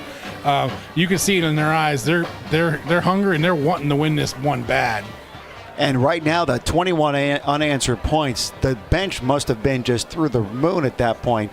The idea that they could score like that on a fourth down conversion to get that thing kind of rolling, get that first score, and then two more to follow up on it. Yeah, I mean, it was pretty amazing seeing their game plan just go through it. I did ask Coach Lou about whenever Hooper went down. He said, we had no worries. That's our backup quarterback that came in, number 24. That was their number 2 guy anyways. But honestly, it showed a little spark, and it kick-started that Montour team pretty good. It's pretty good when your tight end and your linebacker is your number 2 quarterback. I mean, he's a solid kid, too. He walked by me a couple times. He's a solid kid. And they're playing remarkably well. One of the things, too, what's interesting, at the high school level, more and more head coaches are playing the role of head coaches and allowing their coordinators to call not only the offense but the defense as well. And Lucero has 2 offensive coordinators. They're kind of like co-coordinators. Yeah, there's like 3 offensive coordinators down there when they're calling the plays in. 3 different guys are sending in signals. It's pretty amazing to watch. As an offensive lineman when I was there, I'd be confused as anything. That's why I'm seeing all their offensive linemen just looking straight forward and just listening to their quarterback. Because if you turn around, there's hand signals going everywhere like you're trying to hail a taxi cab in New York City. Offensive coordinator Sherrod Naylor and Dennis McGowan. When you think about the complexities of what they're running right now, to imagine that we're talking about a first-year starter in Trey Hopper that is playing remarkably well, leading the entire WPIAL in yards, and is running this offense that is a pass first that sets up the run. Pretty impressive. Oh yeah, they definitely. I actually went up and asked after he kind of went out on that first hit. He got hit pretty hard. I asked him, how you doing, number 3? He's like, oh, I'm good. I'm going back in there and just watch. And he's been out there, and it kind of woke him up a little bit. So sometimes you got to get a punch in the face before you realize you're in a fight. Tank Latham joining us. We're about 7 minutes from the second half kickoff. You are listening to the Al's Pizza halftime show. We will take a peek at how the CCBC players of the game contenders are performing so far, who has gone up the list and who may have fallen back a little bit. We'll get to that coming up in a moment on Beaver County Radio. Hey, this is Olivia, Al's daughter. Al's Pizza next to Fisher's Beverage in New Brighton is open. Yes, the owner of the food truck whose pizza you enjoy has a storefront in New Brighton next to Fisher's Beverage. Al's Pizza is open Tuesday through Saturday from 11 a.m. to 8 p.m. Al's Pizza also has hoagies, calzones, pepperoni rolls, and gluten-free options. If you like pickles, you will love their pickle pizza. Yes, I said pickle pizza. So stop out and see Al next to Fisher's Beverage in New Brighton for pizza this football season. Zookie's Sports Tavern on Constitution Boulevard has the best wings and homemade sauces in Beaver County. Zookie's Sports Tavern is the perfect place to grab a bite to eat or a cold beverage before high school basketball games. Zookie's Sports Tavern has a heated and enclosed outside bar equipped with several big screen TVs and is the ideal place to watch all of your favorite sports. Don't forget to become a VIP for discounts and special offers at Zookies.com. That's Zookie's Sports Tavern on Constitution Boulevard. Back to school season means back to your credit union season. Before you pack the lunchbox, be sure and pack your wallet. Visit Friendly Federal Credit Union and get the cash supply you'll need so that you can buy the school supplies that they will need. This is Cindy Hiladio. Stop into the principal's office and see me to sign up for an easy-to-manage personal signature loan. They're now available from $500 to $10,000 with approved credit. Friendly Federal Credit Union, member NCUA, Equal Housing Lender.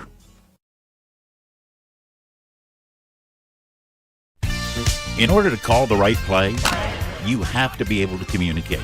Dental hygiene not only affects appearance and eating habits, it can also have an impact on your ability to speak clearly. Dr. C. Timothy Lip wants you to keep your teeth in the game, and he has a playbook designed for success so that you can call the right play or even call an audible.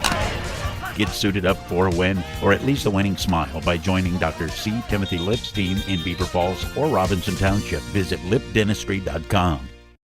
There's exciting news. A new pharmacy in New Brighton just opened, Forward RX. It's an independent community pharmacy that fills prescriptions at transparent cost-plus pricing on many generic medications. No insurance or discount coupons needed. Brandon Anthonopoulos will discuss your needs and how Forward RX can help you save money. The pharmacy experience you deserve is more affordable than you think. Become a Forward member today. Stop in 809 3rd Avenue, New Brighton, or check their prices at FWDRX.com. We all know there's an advantage to being the home team, to playing at home. And at LGKG, we have been your home team for over 90 years. We're more than just a law firm. We're your friends, your neighbors, an advocate when life takes an unexpected turn. We're not just lawyers that practice law. We live in this community, just like you. When you need us most, we're at our best.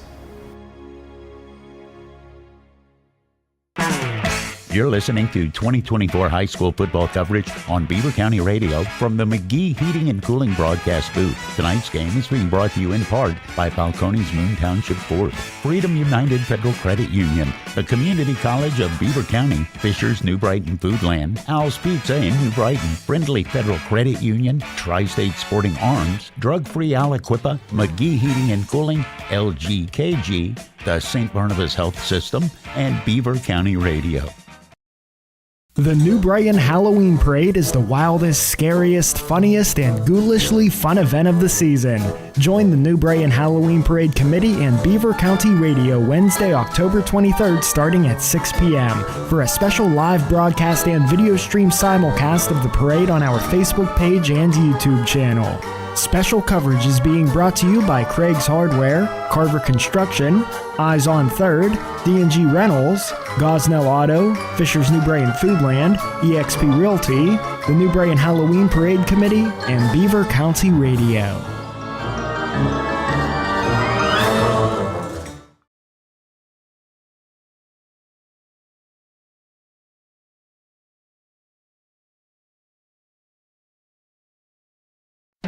Let Hallowed Grounds Coffee Roastery of New Brighton help you start each day with a winning cup. Taste the thrill of victory in every sip of Hallowed Grounds heavenly roasted coffee. Brew up a win when you shop small and support a local business. Help Hallowed Grounds celebrate the home team spirit and get into the zone by clicking on hallowedgrounds.com. Or score big when you stop in person at Hallowed Grounds Coffee Roastery in New Brighton. Brew, sip, and celebrate.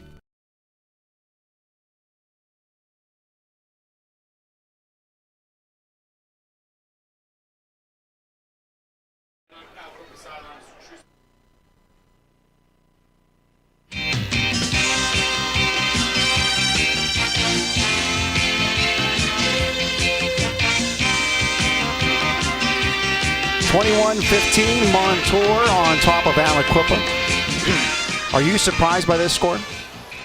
A little bit. You know, in some ways, yes. In some ways, no. I'd say I'm a little bit surprised that Montour has thrown so easily on Aliquippa. I am a little bit surprised at that. But I'm not surprised Montour has come out and played a good game because they are a very good team. And again, talking to Lou, knowing what his program has been through, and they built towards last year and this year. He's got a lot of seniors, a lot of kids that have been through all this. I didn't know how good the Aliquippa's defense would be against them, and it turned out that Montour's, this has been an evenly played game. Take away a few penalties, the one big turnover by Aliquippa. Could it be a two-score game if Montour would have scored early in that first quarter? But Quip has held enough on defense and played good enough on offense that this game is far, far from over. And this is anybody's game. I wouldn't be surprised if Aliquippa came out in the second half and blew them away. I wouldn't be surprised if we had second quarter just as good as the first half. Let's go with potential candidates for the CCBC Player of the Game. How are things changing for you on both sides? Well, you know... or if at all. I believe, and I had a lot to say about Alston, he's still one of the guys in the running, but they've got so many guys that have touched the ball. Caleb Platts, but right now I would say probably Hopper's their leading candidate, I would think. And he was, might have been my second guy, but in my mind, he's got to be the first guy I'm thinking about. Okay. On the Montour side, I am leaning toward Caleb Platts. And the reason why is because he scored a touchdown. Mm-hmm. Great running the ball. Mm-hmm. He was the one who came in when Trey Hopper was injured and gave them that spark. Immediately threw the ball with his very first time out there. And he plays fantastic on defense, too.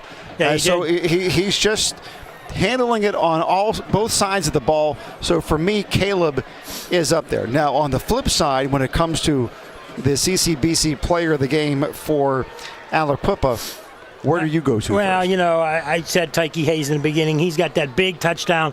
He's got enough big plays that I still think he's number one. Number two for me was Council, and he's throwing the interception and hasn't played great throwing the ball. So I would say him, maybe Khalil Good second, but I think Hayes far and away for me. Yes, it is for me as well. This is a huge game when you think about this. Whoever wins is going to guarantee themselves at least a co-championship because there are two conference games next week. And if you win tonight and then you have a letdown next week, you're going to have the same record, but at least you're going to have the conference championship. Yeah. And then what's also interesting, too, is that a quick reminder for everyone, Aliquippa has not lost a conference game going all the way back to 2020 when they came into the Parkway. Exactly, and that's something they want to keep up as well. Eventually they will lose a game, but it's when is the question. But the big thing is if Aliquippa wins, they play Ambridge next week. Yeah, it's a traditional rival, but they are the better team. If Montour wins, they've got to play a pretty good West Allegheny team who's a rival, and I believe that is at West Allegheny. So another thing to think about, too, is the winner of this game, and if they win next week, wins a conference championship, will likely be the number one seed in the 4A playoffs.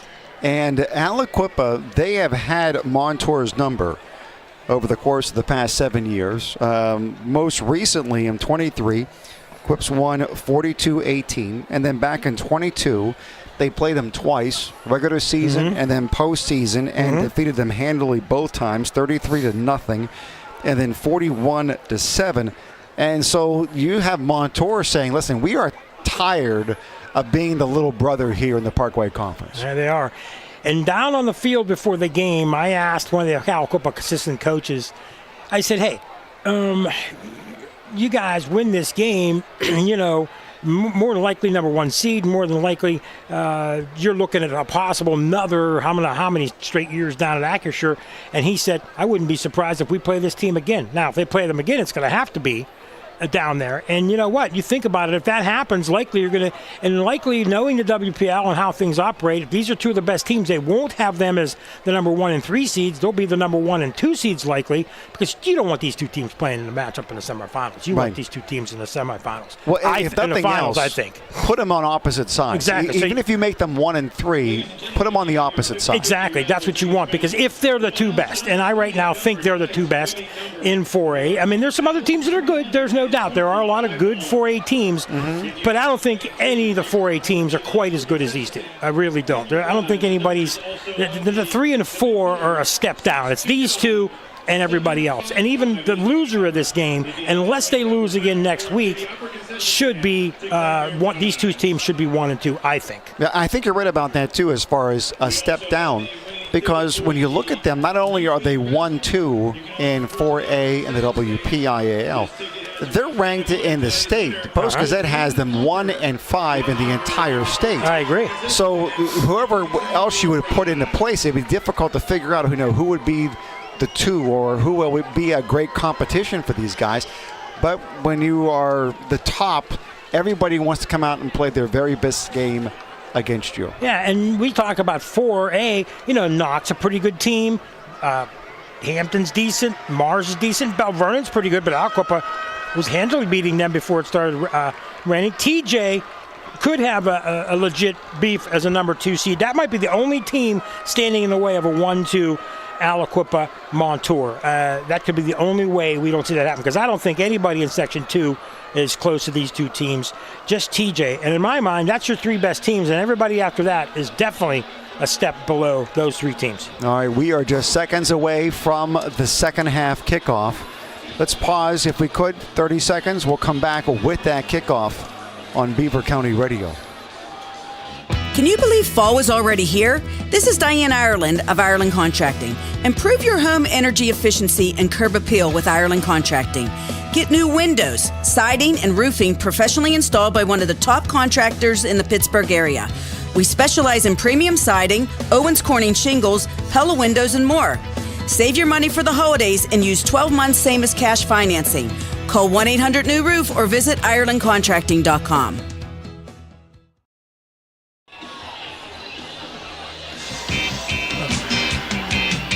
Let's go to the sideline, eXp Realty sideline report. Tank Latham, did you have a chance to talk with Coach Patrick? Yes, sir. I'm over here now. It sounds like we're still breaking up a little bit. So, Coach Patrick says that he told his guys to keep it focused, execute. All right, I got focus and execute. Those are 2 big things. They need to be able to stay mentally disciplined in this game. The kick is away, taken at the 20-yard line. Running back over the middle to the 25-30, taken down just before he got to the 35-yard line. Nice return by Nazir Wade for Aliquippa. And I got a chance, me and Tank talked a little bit, and we apologize, fans. We're just far away, and we don't have good reception for Tank on the sideline. But he is at least going to try to get the CCBC players of the game and coach interview, get them taped, and hopefully we can get them on the air after the game. Either way, he's going to get a chance to talk to the coaches, and he's going to be on the Aliquippa sideline this time and try to get a different perspective than the first. Aliquippa continuing to have self-inflicted wounds here. They had a penalty, personal foul. They're backing them up 15 yards on this. So they're all the way back to their own 15-yard line for an illegal block on that kickoff. Tank did say, as he texted me, he said they want to keep focused, execute the simple plays, and win the one-on-ones. And they knew it would be a dogfight, and they were prepared for it, was what Coach told him. So technology's still helping us out. You never thought Tank would have the technology he does he? He just knows what I didn't realize he was going to be as savvy as he is. He's savvy. Inside handoff to the 16-yard line, gain of only 1. So if you're Montour here, you want to come out with the same intensity. Now, do they come out with the same intensity they did in the first quarter and play defense here? Now, this is important for them. They can't afford to have Aliquippa march a long way or big plays. You don't want that crowd to go to pipe down, and you want to hold the lead. You don't want to lose the lead to Aliquippa. Playing from behind against them is tough. Council's in shotgun. Moves Tyke Hayes from his left to his right. 2 wide receivers split wide each way. Tyke Hayes over that left side. He has the edge. And out to the 30, close to the 35-yard line before he's ridden out of bounds. A penalty flag is now thrown in late. I wonder if because he was out of bounds and he got a shove, maybe that's it? Unnecessary roughing or something against them? Yeah, I don't know. Against Montour, we'll see. That's about the only thing I can think of. Referee just called the penalty against Montour.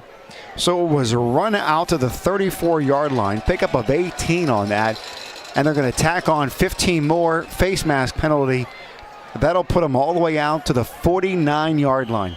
You can't make mistakes like that if you're Montour. And if you got Tyke Hayes in there, and a lot of people think, okay, 10, 15 yards, big deal. Other guys do that, but not with the ease that he does, the way he runs. I'm telling you, in my opinion, he's a mini Herschel Walker. Just the way he runs the ball. Fakes the handoff to Tyke, slant pattern in and out of the hands of Harris and Walker. Yeah, Walker had to reach back. Not a great throw there. He had to reach back, couldn't make the catch. He catches that, that's a first down and more. So it's an accuracy thing right there. Council going over to the sideline, talking to the offensive coordinator for the Aliquippa Quips, Darian Fields, calling all the plays for the offense. Talked to Darian quite a bit basketball season. Now I talked to him before the game. He's been around Quip ever since he graduated. Aliquippa on the far hash mark at the 49-yard line. Inside handoff to Tyke Hayes on the left side has a crease. 45 down inside the 45, close to the 44-yard line. Big pickup for Tyke. Yeah, he ran pretty hard there and had contact the whole way, but he carried some blockers all the way down to within about, they're going to mark him back further. They're going to say he was down, but now they're going to say 3rd down and 3. I got a feeling this could be 4-down territory for the Quips.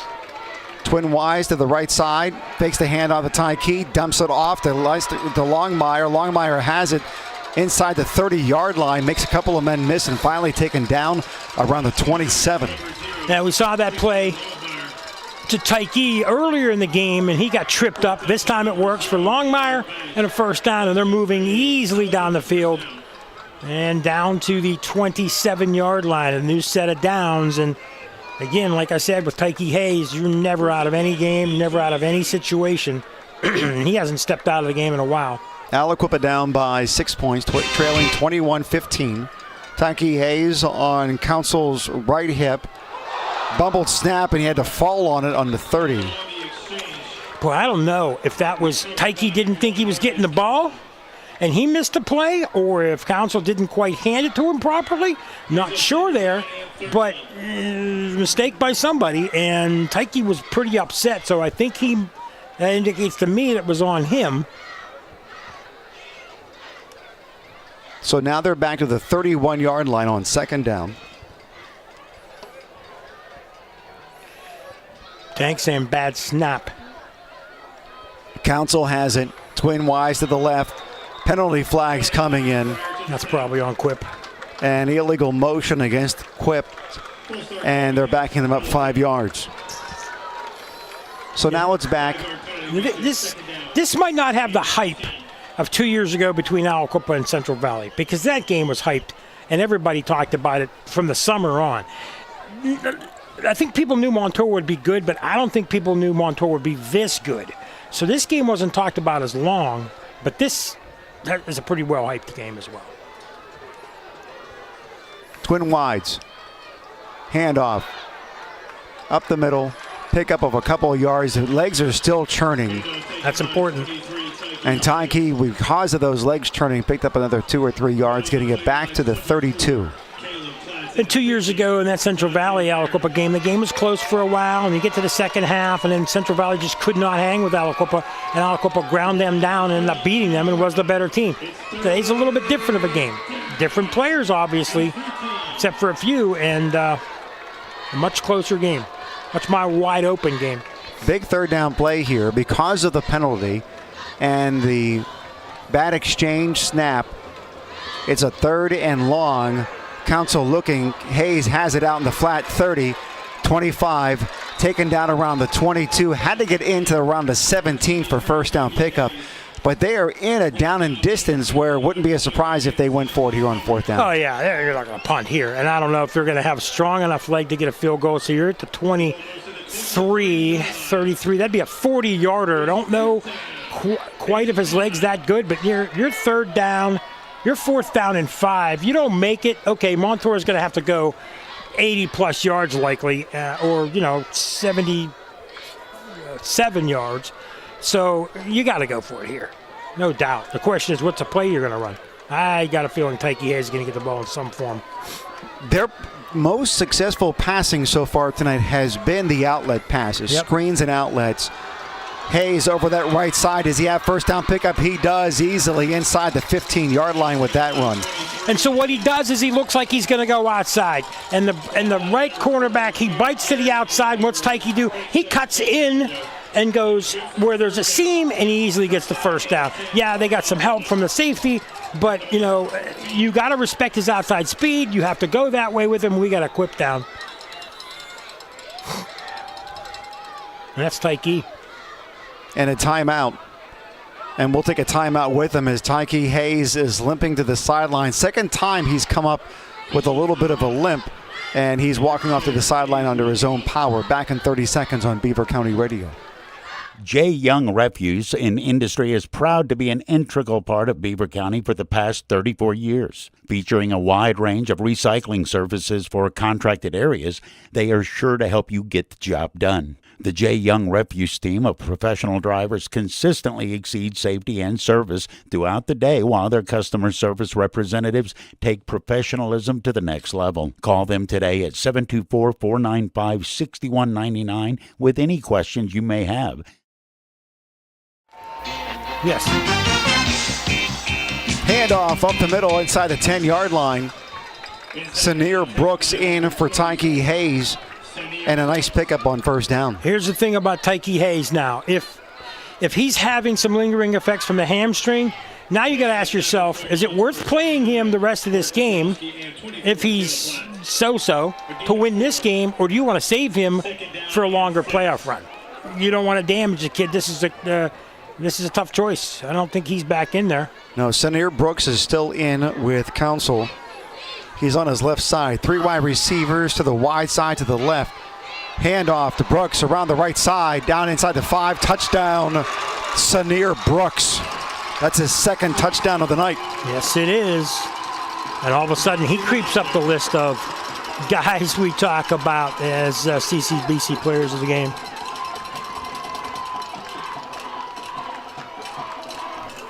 And just like that. Nice run. We're knotted up at 21. And now Renato Rivera looking for an opportunity to take the lead. Came into the game 13 of 15. And with this kick, it is blocked. Interesting. Wow, 21-21. We're knotted up. The kickoff is next on Beaver County Radio. It might be time to repair or replace that old garage door. Call on Robin and her team of expert installers at Electric Garage Door Sales in Monaca. Dial 724-774-3200 and your door will work like a charm. Featuring CHI quality garage doors, LiftMaster garage door openers, and over 50 years experience, Robin and her team will get it done right. Electric Garage Door Sales. Give them a call at 724-774-3200 or find them online at electricgaragedoorsales.com. 6 minutes and 30 seconds that drive. That's big. And because Montour's moved the ball so far, so Aliquippa needs to take time off the clock and get their defense a rest. Now, chess match goes right back to Montour. Now, can they do what they did in the first half? Can they tic-tac-toe down the field with the slant patterns? They went away from that late in the second quarter. They didn't run much in the late second quarter. They've been real successful passing long. We'll see what defense Aliquippa has done to try to stop them here. This would be huge for the Quips to get a 3-and-out. And remembering that Aliquippa is not a legit 4A school, Montour is when it comes to rosters. And they have a lot more guys that are playing two-way here, taking around the 15-yard line out to the 30, trying to get to the outside 35, 40, has a couple of men to beat, finally knocked out of bounds at around the 50. Kick return by Daniel Batch. Yep. Daniel Batch, the 6 foot, 190-pound senior. He's key on offense, defense, and special teams for the Spartans. Every single one of these guys we mentioned early in the pregame, Platts, Batch, Bondridge, Alston, have all done a great job and done something. They're diversified on offense. And you mentioned about Quip. The thing about it is they still have as much or more skill than 4A teams, and that's going to be a penalty against Montour and knock it back. But if Quip plays against 1 and 2A teams, it's not going to be any fair. So it's kind of like it's one of those things where they have to play up for competition, but then they're playing a man sometimes. Just the way it's got to be. So but not too kick far return was out to the 50, but there was a holding penalty on the 45, backing them up 10. So Montour has it at their own 35-yard line. Pass deflected at the line of scrimmage. He got up, J.J. Work, from his defensive end position, knocking that ball down. Yeah, and it was intended for Bundridge, I think, who was running a crossing pattern. Yeah, I just really think for Montour, you really want to have, you want to move the ball somewhat. I mean, you don't, again, at the worst, pin Aliquippa back. You don't want to go 3 and out here. Caden Hallijoe on the left hip of Trey Hopper. Hopper back, looking, moving, directing, and throws it. Hits an outlet pass at the 40, 45, 50, and into Aliquippa territory. Nice catch by, I believe, at number 13. Yes. That's Dominic Barron. And he was way on the right side, and he came crossing across the middle uncovered, and a great scramble by Hopper and finding him for the first down. Dominic Barron, we've called his number already this evening. Key points where different players have stepped up for the Montour Spartans. Hopper back, looking to the sideline. Has 4 wide receivers out, 3 to the near side, looking to the far side, has a man, one-on-one coverage, and just not able to connect. Daniel Batch was the target, and I believe it was Moon that was on coverage. You know, I mean, for me, you keep going to that well. It's a low, it's a high probability you're not going to make that. They've made a couple of those, but you're not going to make them all game long, and especially with quick DBs like that. They're better knocking it down the field in short spurts, but they keep wanting to go for that long, and now they set themselves up for a 2nd and 10, only 2 plays to get 10 yards. So 2nd down. They're inside Aliquippa territory, near hash mark at the 47-yard line. Handoff. Caden has it, gets to about the 45 and no more. Now see what I mean. 1st down, you go for the big. You're tied. That's not a high percentage play. Now you're down to 2nd and 10. Now you run into the middle of their line. Now you set yourself up for 3rd and 8. And you'd have to punt here if you don't make it. Okay, so I don't know. It just didn't make a lot of sense for them to go for that. Now Quip obviously got to be playing pass here. 5 wide, man coverage with a single high safety. And then Hopper now looking over to the sideline, has plenty of time on the play clock, about 17 seconds. And there are 3 different guys in blue. They're all signaling in plays. Trying to get Aliquippa to jump. Not able to. Takes a snap, looking, moving, scrambling. Has a man, overthrows his intended target. Not even close on that one. James Brunridge was the man he was trying to hit, and in coverage. Somebody down for Quip, 25. That's going to be...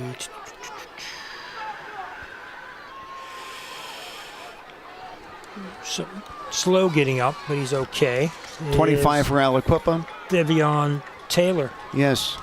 But yeah, they put a lot of pressure on him there, and Quip was smart. They decided, Pete Short said, I'm going to go after you. We'll get my guys single coverage. And they gave him no chance to throw the ball. He had to scramble, and he made a bad throw.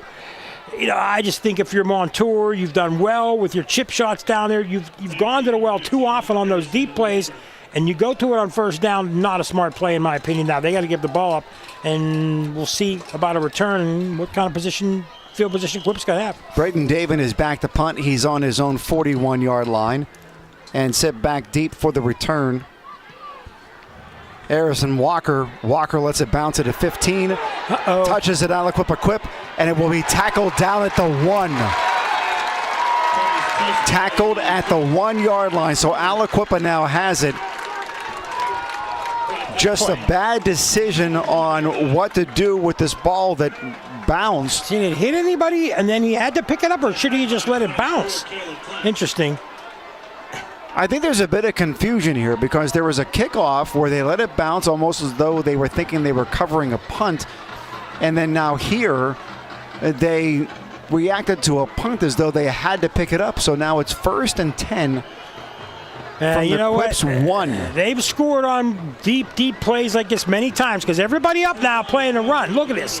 They're all up playing the run.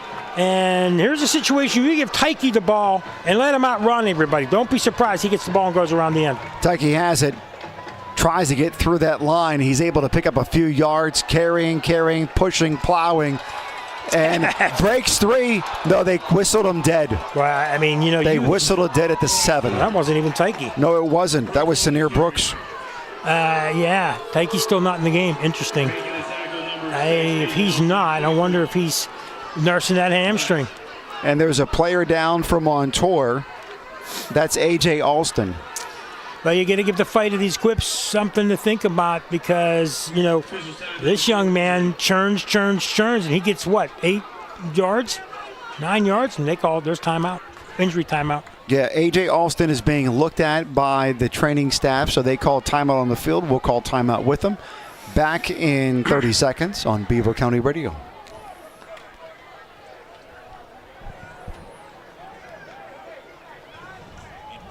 Play, you have to be able to communicate. Dental hygiene not only affects appearance and eating habits, it can also have an impact on your ability to speak clearly. Dr. C. Timothy Lip wants you to keep your teeth in the game, and he has a playbook designed for success so that you can call the right play or even call an audible. Get suited up for a win, or at least a winning smile, by joining Dr. C. Timothy Lip's team in Beaver Falls or Robinson Township. Visit lipdentistry.com.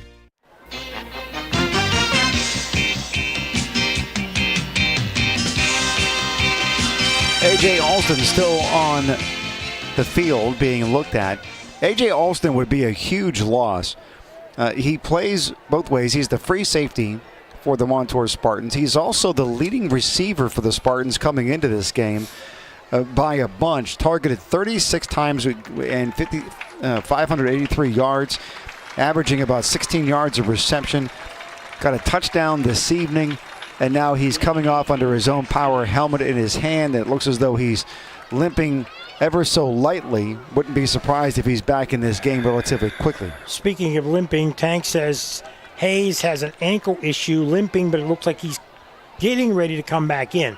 I can't tell if he's in now, but how important was it on the 1 yard line to get it 6 yards on first down with a run right up the middle? So their power going right at Montour's power. 2nd and 4. So they have 3 running backs in the backfield.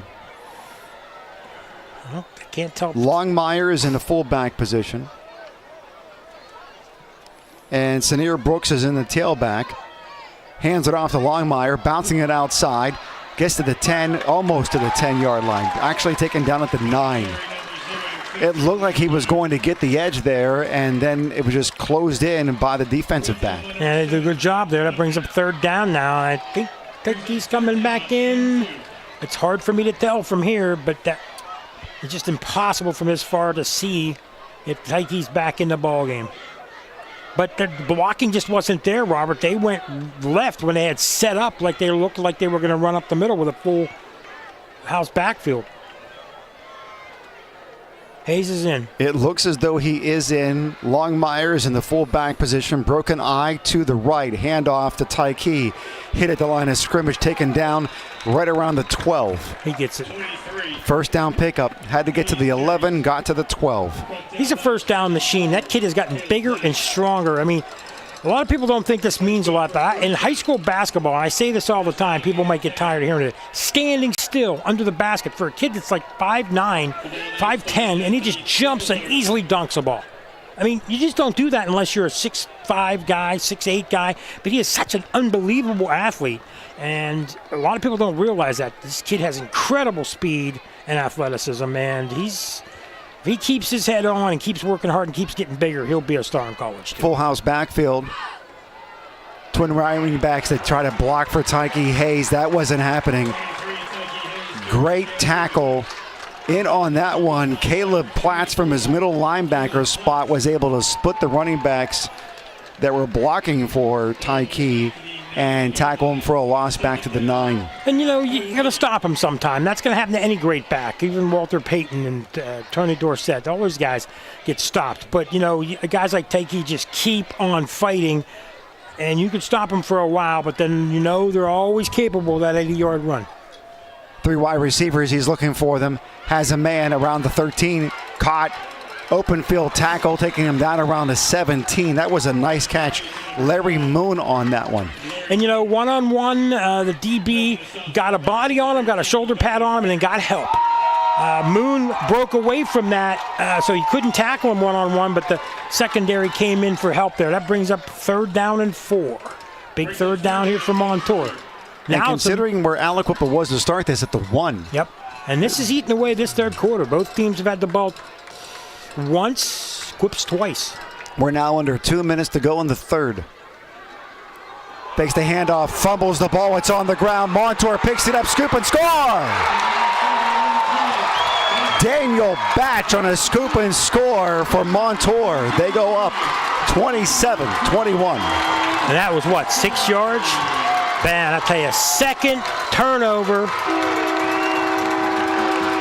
First fumble. Both turnovers have gone against the Quips. Man, that's a bad one. It leads right to a touchdown. And Montour's offense doesn't have to do anything. And that's big. That's a big turning point in this game. Now they're a touchdown up. Now there's a quarter. There's a lot of time to go. But if you keep bottling them up and forcing them to go long yards and Quip doesn't get big plays, tougher to come back.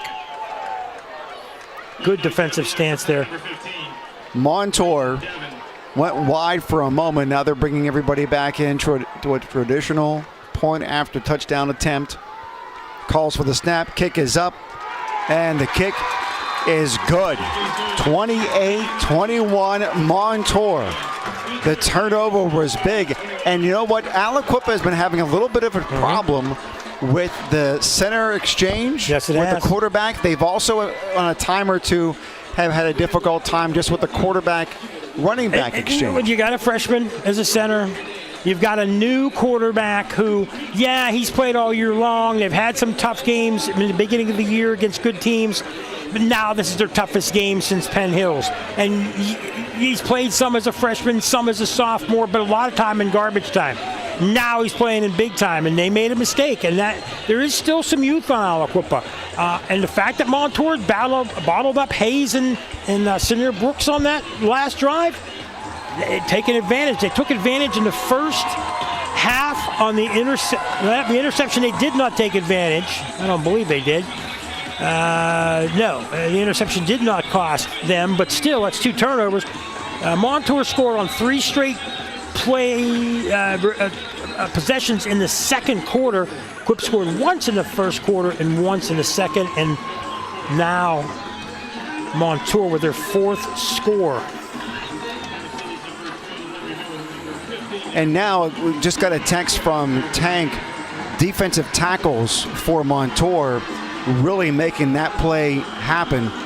A big push by Mark Dabrowski, the 6'3", 300-pound senior, and Jacob Helbedel, 6'2", 265, playing tackle. Kick is taken at the 30-yard line, making a couple moves and out to the 41-yard line. Nice return on that kick. That's one of those plays. Is it number 21? The number 31, Cameron Cannon. That's one of those plays where you don't want to kick it deep to Quip. So you kick it short and hope you can get the guy tackled at the 30, 35-yard line. Well, Quip got it at the 41, so they've got decent field position. And to correct myself, Quip has touchdowns in the first, second, and third quarter. They have scored one of 2 times in the first quarter, and they had the ball 4 times in the second and only scored once, and 1 of 2 times here. Handoff over the right side, taken down around the 46-yard line. Nasir Brooks taken down. Very, very important when you're at home and you get in a momentum swing like they just had, and you score. And now you're back on defense, and you were playing defense at the time. It's very important for you now to get them to go 3 and out and get the ball back, because you want to hold that lead and you want to eat some time up. Got to bottle up Tyke if you're Montour. Very deliberate on that quarterback running back exchange. Very, very slow and deliberate, trying to do their best to protect the ball. Council has it, tosses out to the right side, gets out of bounds, and then a penalty was thrown before the completion was even made. So that's either got to be motion or holding at the line. The catch by Khalil Good, and it doesn't look as though it's going to stand. Yep. Penalty against Aliquippa. They're going to back them up 5 yards. Tank's telling me that Tyke is not 100%. Now, see, this is tough. If you're at Quip, you know you need Tyke. You can probably win the game without him, but do you risk him getting hurt more and then affecting that in the playoffs? Or do you rest him next week? Because you're going to make the playoffs no matter what, and then get him healthy for the playoffs. That's a tough thing to do when you're at Quip, because you want to win every game.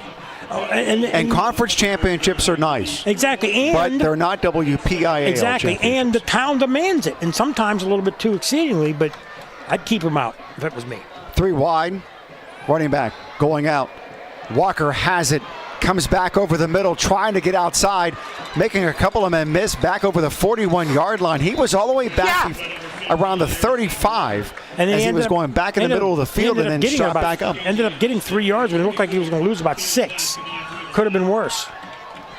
So now they're out to the 44. It's 3rd down. And I know a lot of people will disagree with me on that, holding Tyke out.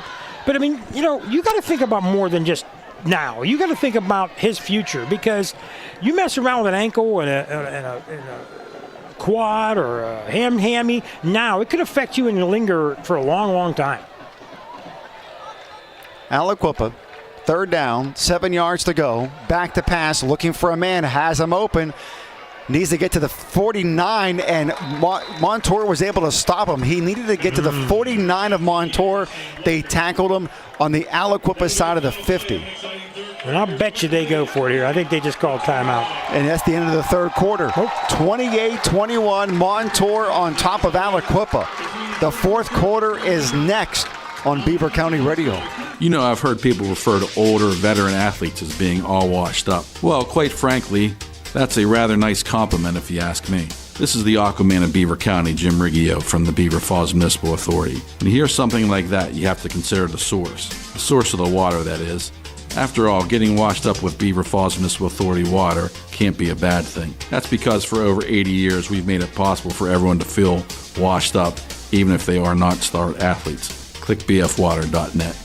Your Beaver County McDonald's restaurants are proud to partner with Beaver County Radio in sponsoring all the local high school football games this season. Stop into any of your local McDonald's restaurants for everyday value items like 2 for $3 mix and match, sausage burrito, sausage McMuffin, and hash browns. Don't forget to download the app for extra special savings. Looking for a great part-time job? Visit mchire.com today to apply. Good luck to all the Beaver County football teams this season from your local McDonald's restaurants. I'm loving it. It is the 4th quarter. Montour up on Aliquippa, 28-21. It's 4th down. They're at the 50 on the Aliquippa side of it. They have to get to the Montour 49.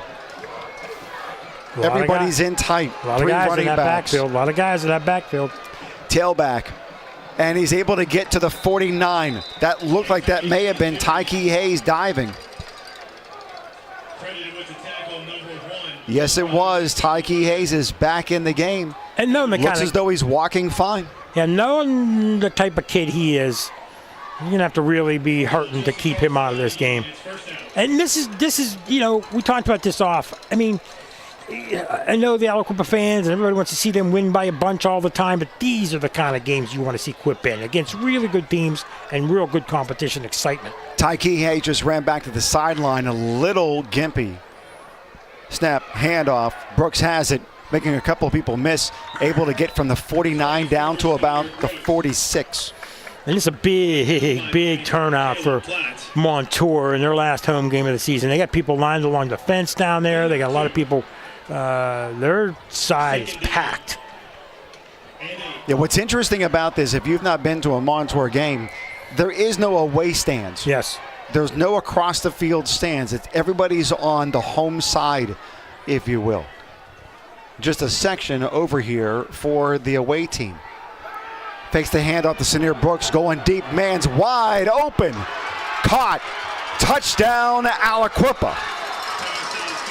The corner bit on that play action pass, and Harrison Walker was all by himself. All Marquise Council had to do was make sure he got it out to him. When he let go of the ball, he was open by a good 15 yards. And by the time the ball got to him, the defensive back was able to get there, but not in time, and was unable to make the tackle. Touchdown. Well, I got to tell you, you think you got him, and just like that, another big play. How many yards that one going for? Is that 49? That went for 46 yards. Going to attempt the extra point, number 87, Reynaldo Rivera. There's a big extra point. It is. Aliquippa down by 1. The last extra point attempt was blocked by Montour. The snap, and then Montour just jumped. So now, decision-making time now, because earlier in the game, this exact same thing happened. And so Aliquippa decided, you know what, you're going to give us half the distance to the goal. We're going to go for 2. They got it. They went up 8-0, and now they have an opportunity to go up 29-28. So this is a situation where you're telling them, hey, we can get a couple yards.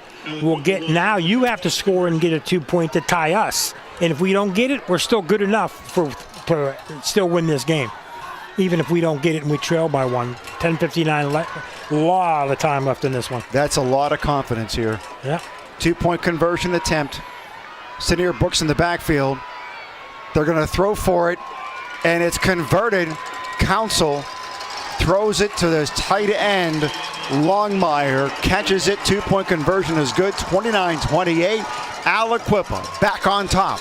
The kickoff is next on Beaver County Radio. The New Brighton Halloween Parade is the wildest, scariest, funniest, and ghoulishly fun event of the season. Join the New Brighton Halloween Parade Committee and Beaver County Radio Wednesday, October 23rd, starting at 6 p.m. for a special live broadcast and video stream simulcast of the parade on our Facebook page and YouTube channel. Special coverage is being brought to you by Electric Garage Door Sales, the J&J Spratt Funeral Home, Hollowed Grounds Coffee Beanery, Forward RX, Keystone Wellness, Patriot Home Care, Frank Hacko Insurance, Tuxedos and Alterations by Floriana, the New Brighton Halloween Parade Committee, and Beaver County Radio.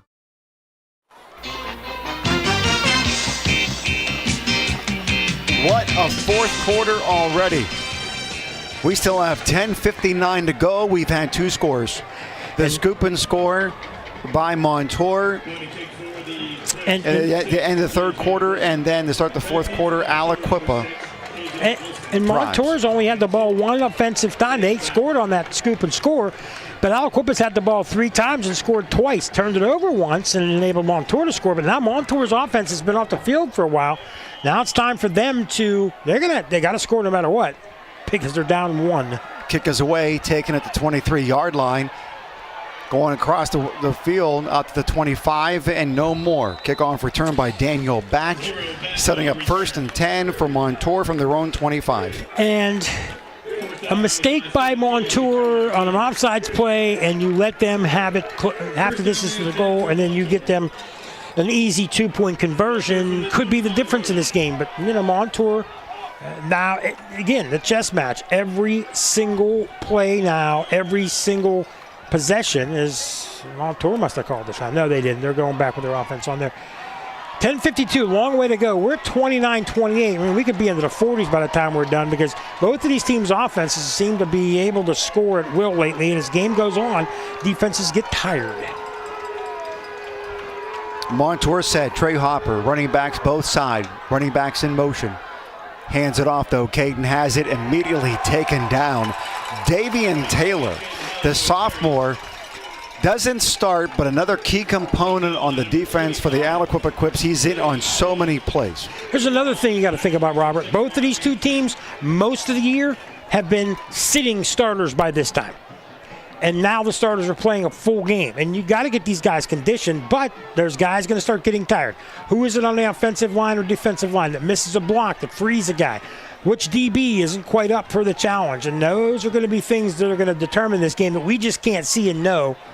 But we're going to find out in the next 10:09 on the clock. Montour set, 5 wide, snap, and a direct handoff. Actually, a wildcat. Caden Platts, it looks as though it may have been a fumble. Was it a fumble? Aliquippa says they have the ball. That's trouble. If that's a fumble, they say they have What it. are they saying? What are the officials going to say? Officials haven't given word yet.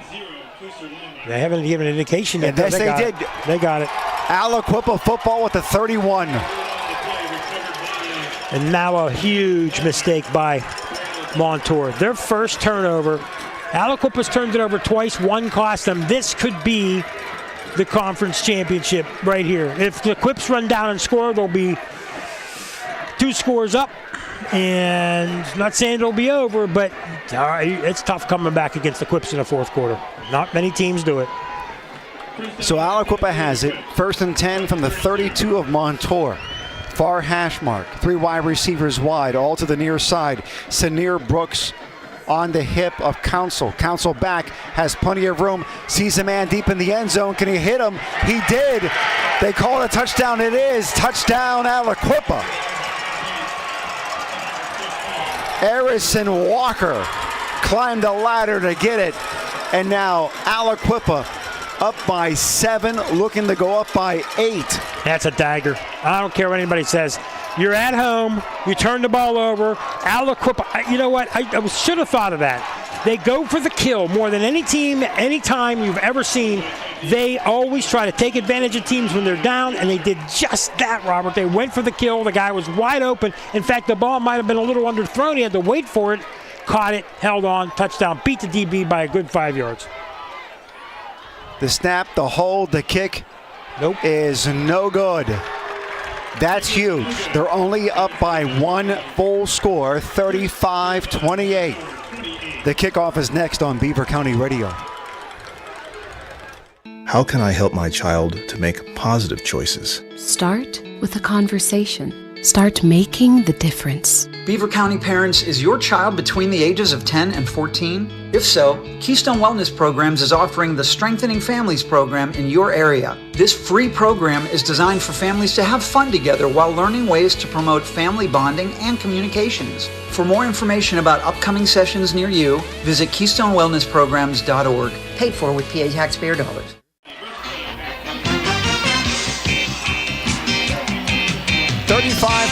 Aliquippa on top of Montour, and the emotional swings that are going back and forth in just about the last 5 minutes of play. You think about it, Batch with a 6-yard pick and score, a scoop and score after the Aliquippa fumble, and then the fumble here by Montour. 2 long touchdown passes by the young man, Council, who did not play well in the first half, plays well now, and you got to play 4 quarters against Quip. Short kick taken at the 32-yard line by one of the up men for Montour. So now Montour needs to figure out what they're going to do moving forward here. They got to get their composure. And not throw the ball deep all the time. You got to go back to those slants, mix in some runs, take off time on the clock. And what your job, if you're Montour and they're smart, get some first downs, eat a lot of clock, score, tie the game up, play some defense, hope to get the ball back. And Aliquippa stops them here. And they get the ball. They've been pretty much unstoppable up for except for the fumble this second half. 9:44, ball on the 4 hash mark, 31-yard line. So important here that they get positive yardage on this play. 5 wide receivers wide. Back to pass, looking to the left, moving to his left, trying to find somebody, and now tucks it and runs out of bounds. A short pickup for the quarterback. I think he waited too long to go there, and we're going to some scuffle on the sideline there, but I think that he's looking for the guy downfield, and there was a lot of room to run, and he waited. I think he might have been able to get a first down if he takes off earlier. But, yeah, important. I mean, this Quip team, these kids are up for the challenge. You can tell they're fired up. And I guarantee you, they know they got outplayed by not a lot, but they got outplayed in the first half. You knew they'd come back strong here in the second half. You just knew it. So at their 32 out to the 35 now, 2nd and 7. And Trey Hopper looking to the sideline. They desperately need him to show what he can do with his arm. Is he going to come down? Sorry, go ahead. No, 4 wide receivers, 3 wide to the right, 1 to the left. Running back to his left, back to pass, looking down the middle. Pressure's coming, continues to run and throws it outlet and goes for no gain. Caden Hallijoe. He had a guy open right down the middle at the 50-yard line. I'm not sure who that was. Wide open, no DB on him, but there was pressure, and he couldn't get it to him because he was flushed out of the pocket. And big play coming up now for Montour. You really can't afford to go 3 and out. I mean, 3 possessions, a punt, a fumble, and now, and they haven't gotten a first down, I don't think, in this second half, unless they got one early in the first drive. 5 wide, direct snap, Wildcat, nowhere. Caleb Platts had it and then couldn't go anywhere with it. Aliquippa sniffed it out. Longmire in there on the tackle. You know, one thing we haven't talked about? Aliquippa defense. We talk a lot about the offense, rightly so. But, I mean, and they've done the job here, but even as good as the offense has been, the defense has been just as good. Punt, fumble, punt. And Aliquippa has done the job. Yeah, they have been great this second half. And now if you're Montour, you've got to stop them on defense. There's no way you let them rumble down and score and come back on them 2 touchdowns down. Think about this one for a second. Montour was up 21-8. Mm-hmm. They now trail 35-28. Yep. Aliquippa has just put on a clinic once they started trailing. So and now the ball out of bounds at around the 37-yard line. So they've outscored them then 28-7 since that time. You know, again, we talked about it. You punch them in the mouth. They're the type of kids. I'm down on the field down there. They are confident. Some say cocky, but until you beat us, you keep coming after us. We're the Quips. And that's the mentality they have. And that's the way they've always played. That's the way the town thinks. And, you know, until you can beat them, keep on trying. And now if you're Quip, a couple of first downs, eat the clock. That's their goal here, up by 7, but I'm sure they're thinking touchdown. Don't be surprised if they try to go long. Tyke Hayes back in the lineup. Set up next to Marquise Council. Direct snap to Tyke. Has it over that right side, out over the 40-yard line. Pickup of about 3 on that. Yeah, it's okay. 3 or 4 yards here, 3 or 4 yards there. Eat the clock. That's the goal here. And I'm sure they're going to try to lull them to sleep a little bit with the run. But again, Quip loves the dagger in the heart, loves the big play. We've seen Senior Brooks with a 9-yard run, and then we've seen Harrison Walker with 2 long touchdowns. Do not be surprised if you go to him or good long again.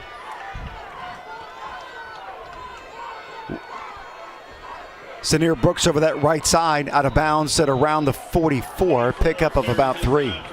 Yeah, that's a situation where he didn't get the contact, and you got to keep it in bounds if you're them.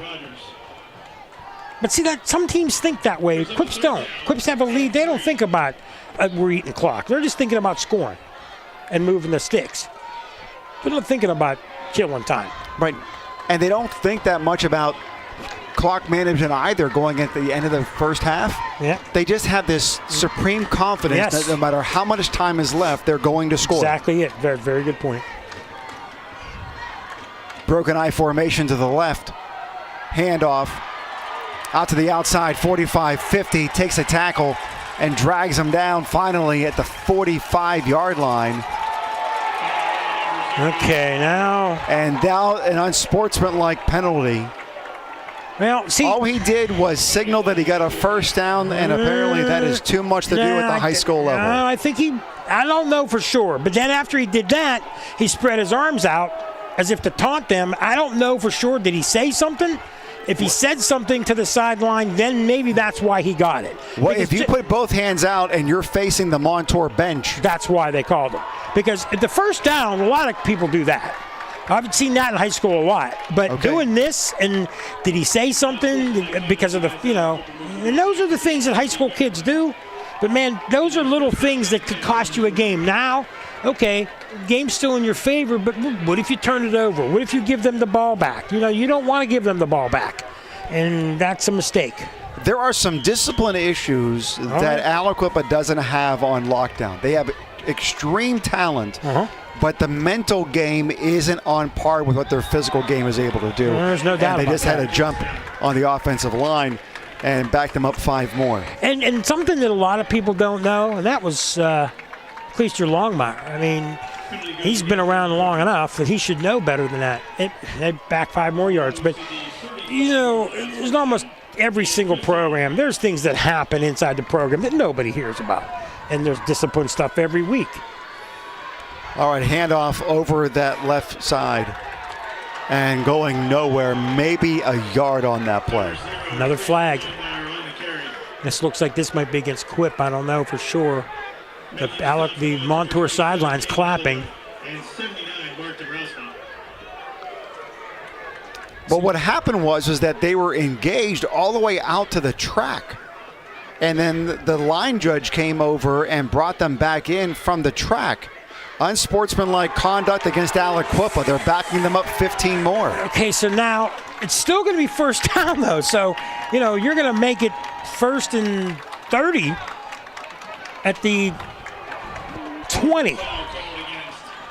But they can get 30 yards in 2 clips, 1 clip. It doesn't matter. So, that's why they take the chances they do, because, again, now this is going to make it tougher now, because now even if you do stop them, you could get the ball back in better field position. And, of course, a turnover can change the tide of this game. Still 8 minutes to go. So now they have 30 yards to go. On this play, it's still first down.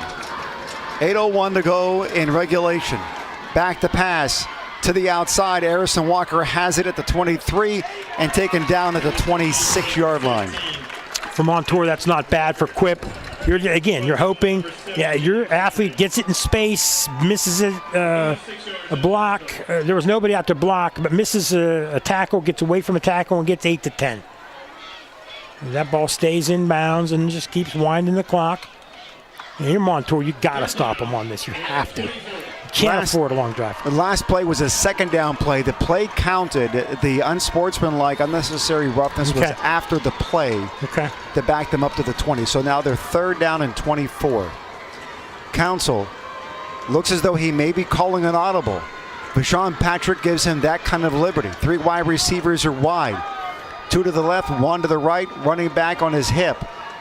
Fakes the handoff, back to pass, looking downfield, trying to find somewhere to go, and then throws it out of bounds. Montour holds, forcing a punt.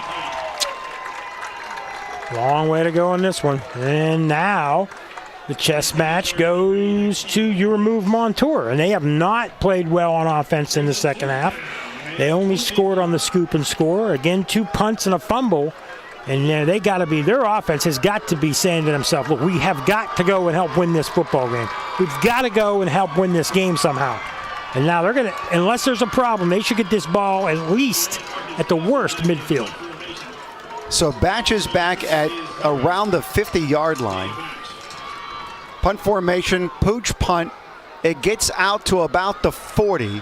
And he called for fair catch. So Montour takes it, 1st and 10 from the 40. Yeah. Their possession back in 30 seconds on Beaver County Radio.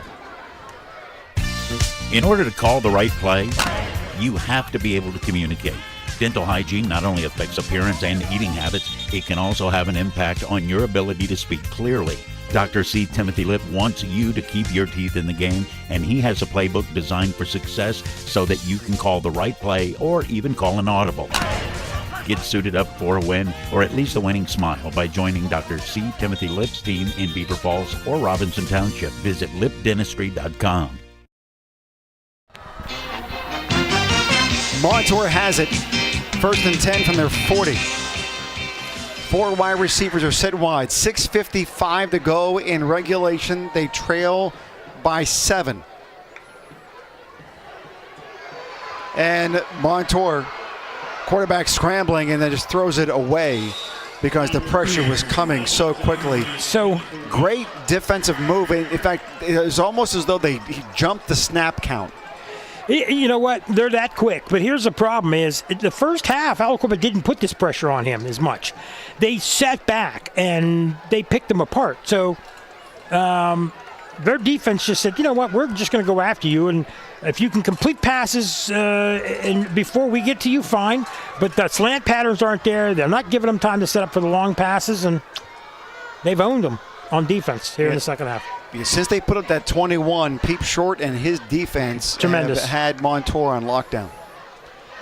So 5 wide receivers, 3 and 2, balls on the far side on the 40. Snap, back to pass, looking, has a man, trying to make a contact, and it looks as though it may have been intercepted by Aliquippa. It was.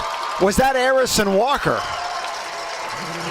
He just jumps. It looked as though Harrison Walker may have come from his free safety position and then tracked that pass down that was up in the air a little too long and was able to intercept that. Yeah, that's Walker.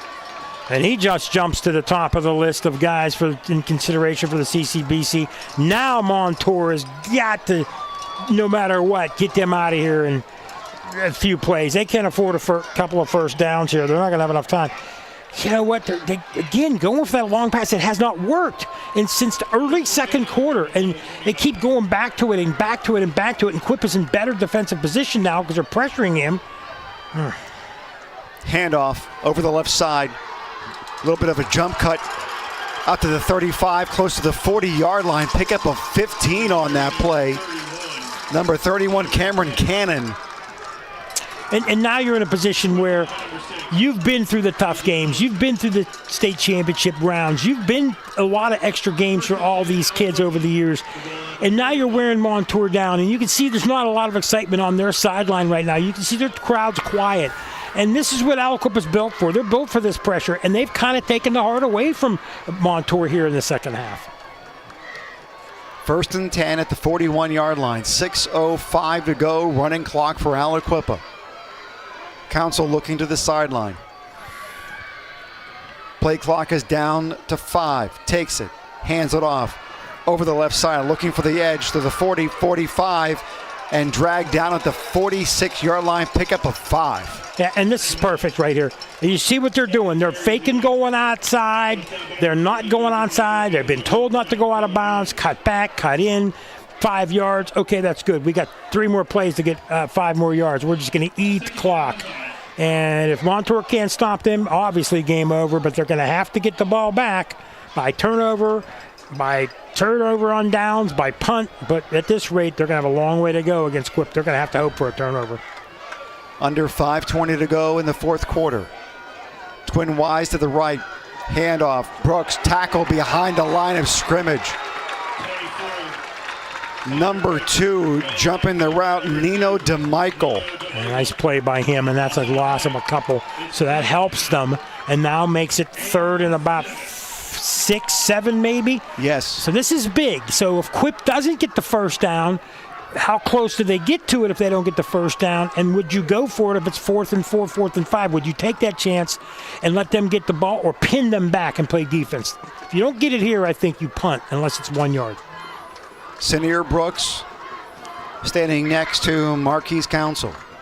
3 wide receivers. Council rolls to his right looking for a man. Has him in and out of the hands of his receiver. He was trying to hit number 7, Nazir Wade, and just could not complete the pass.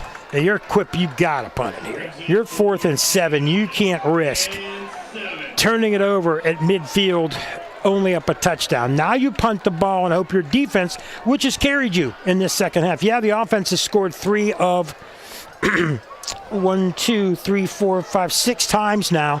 So they're going to punt the last 2. But their defense has carried them this half. And they're going to have to hope their defense can hold on to this one. Malachi Shagog is normally the punter.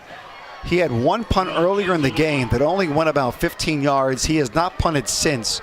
Council gets it away, bounces at the 34, takes a quick bounce inside the 30, and will roll dead right around the 27-yard line. Montour has it. 4:19 to go in regulation. Their possession is next on Beaver County Radio.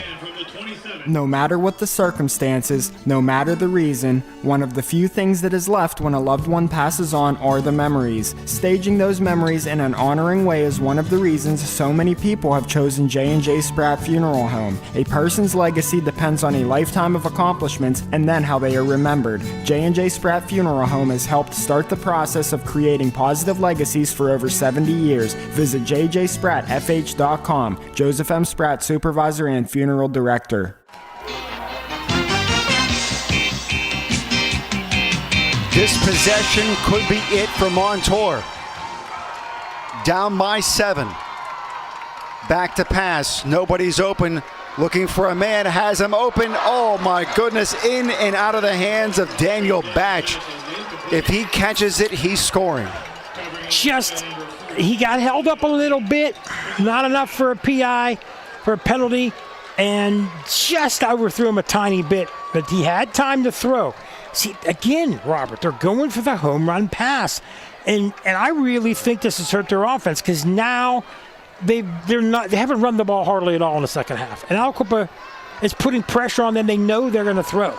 And they've stopped the slant patterns. Their offense isn't diversified enough. They're not keeping Quip honest. And it's playing right in the Quip's hands. Yeah, Aliquippa now on defense is playing really press coverage. Yes. They're right up on them. They're not giving up the slants. Right now, Aliquippa is playing 2 deep safeties. Harrison Walker is deep, and so is Khalil Good. Back to pass. He's looking for somewhere to go. Doesn't have anybody, and is ultimately taken down behind the 25-yard line. Loss of about 3. See, this is something that, as a fan, as a broadcaster, you go away from what you did so well in the first half. You chipped, you chunked, then you went for the long pass. Now they're going for the long pass. Now you're set. Everybody will tell you this. Every analyst in the world will tell you it is so much easier to get 5, 6, 7 yards on first down and then get the first down. And you have time to move down the field. It's 4 minutes to go in the game. They're going for the big play, and it doesn't hit. It's a low percentage play. And this is why they're staring at 3rd down and 15. 5 wide receivers are wide. 3rd down and a bunch. Back to pass, looking for room, scrambling. Hits Daniel Batch at the 34-yard line, but he's short of the first down. He has to get to the 37. He's down. They're going to call it the 33. So it's a 4th and 4. 3:47 to go. Are they calling this the game right here? Are they going to decide to go for it? They have how many timeouts left? 2? They have 3. Yeah, I got a punt here. I mean, they're taking a heck of a lot of time off the clock, and why? Boy, I mean, they're going to go for it. Wow, interesting. They're going to go for it right here, right now. Okay, give them credit. At least they're going to go down fighting, but, man, they're just... 4th down. Ball near hash mark. This could be for the ball game. Takes a snap, back, looking, slant pattern, incomplete. He was trying to hit his wide receiver and was not able to.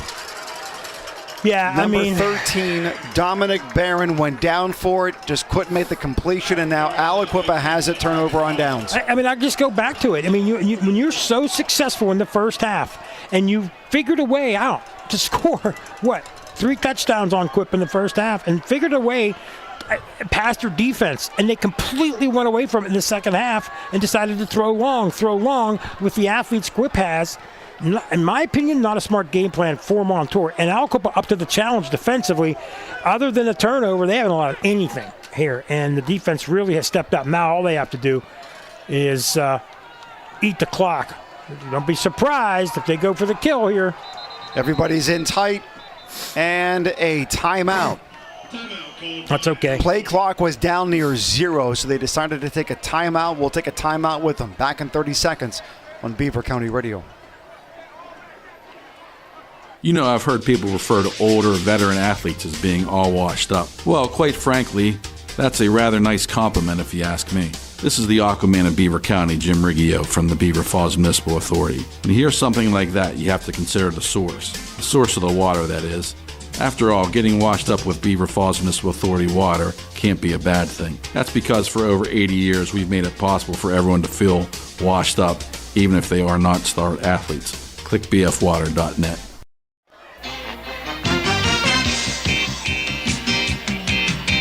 .3:15 to go in the fourth quarter.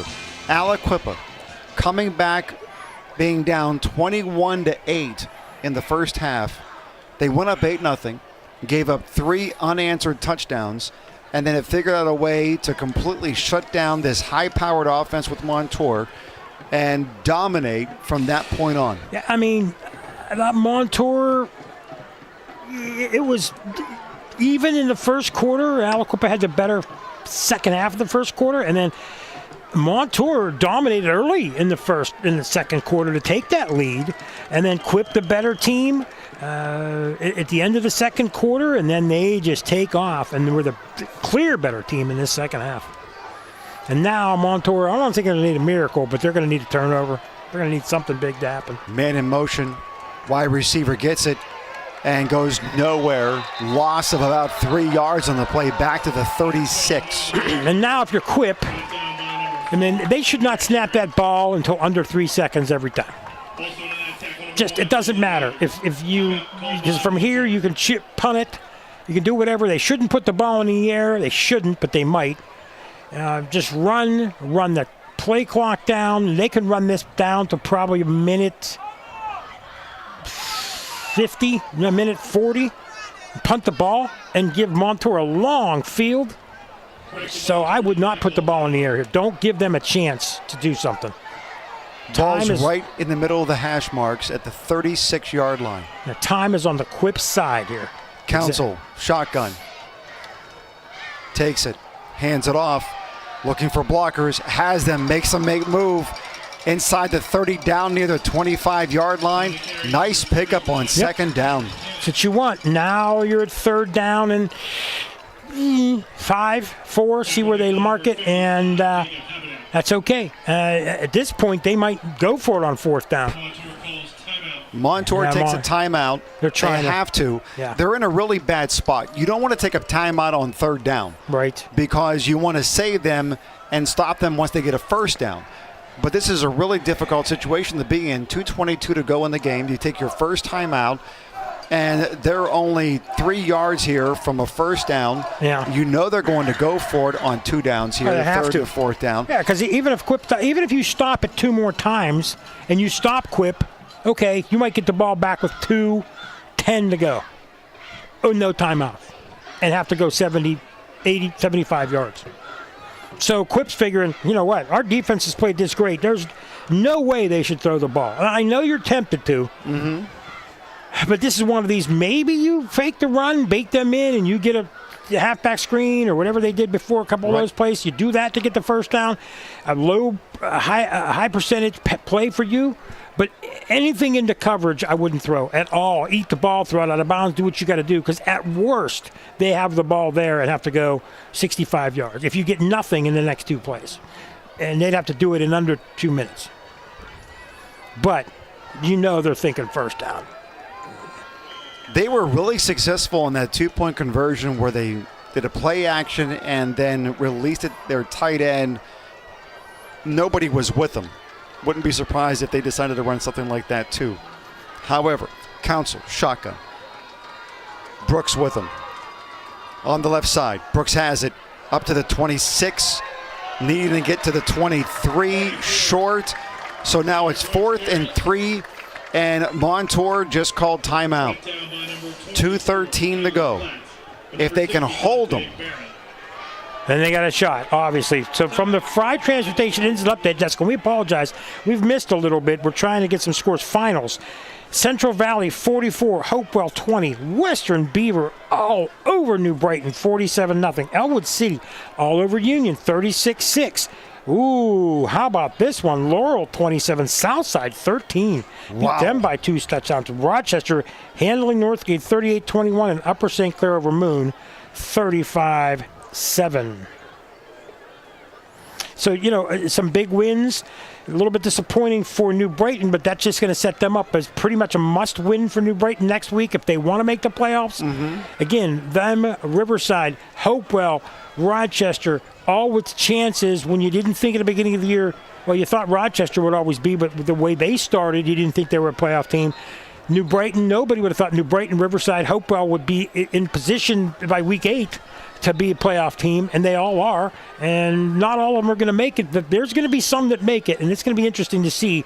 Of course, you'll have playoff coverage here on our station, and many people would have thought the Rochester Southside game would be a good game a few weeks ago. Yeah. But now, turns out it might be.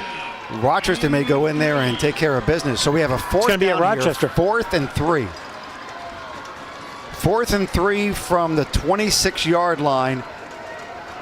He keeps it sacked all the way back to the 36-yard line. Can we get a replay of that one, Curtis? Wow. Boy, I tell you what, it's like they knew it was coming. It's like they knew that play was coming. I think they were trying to design the running back coming out, that play we talked about. And they just saw it. And the guy was unblocked and just went right after him. So good defense by them now. They've got the ball with 2 minutes exactly to go and 64 yards. Not impossible, and they have, one timeout. So, yes. But it's going to be tough because Quip has played tough defense.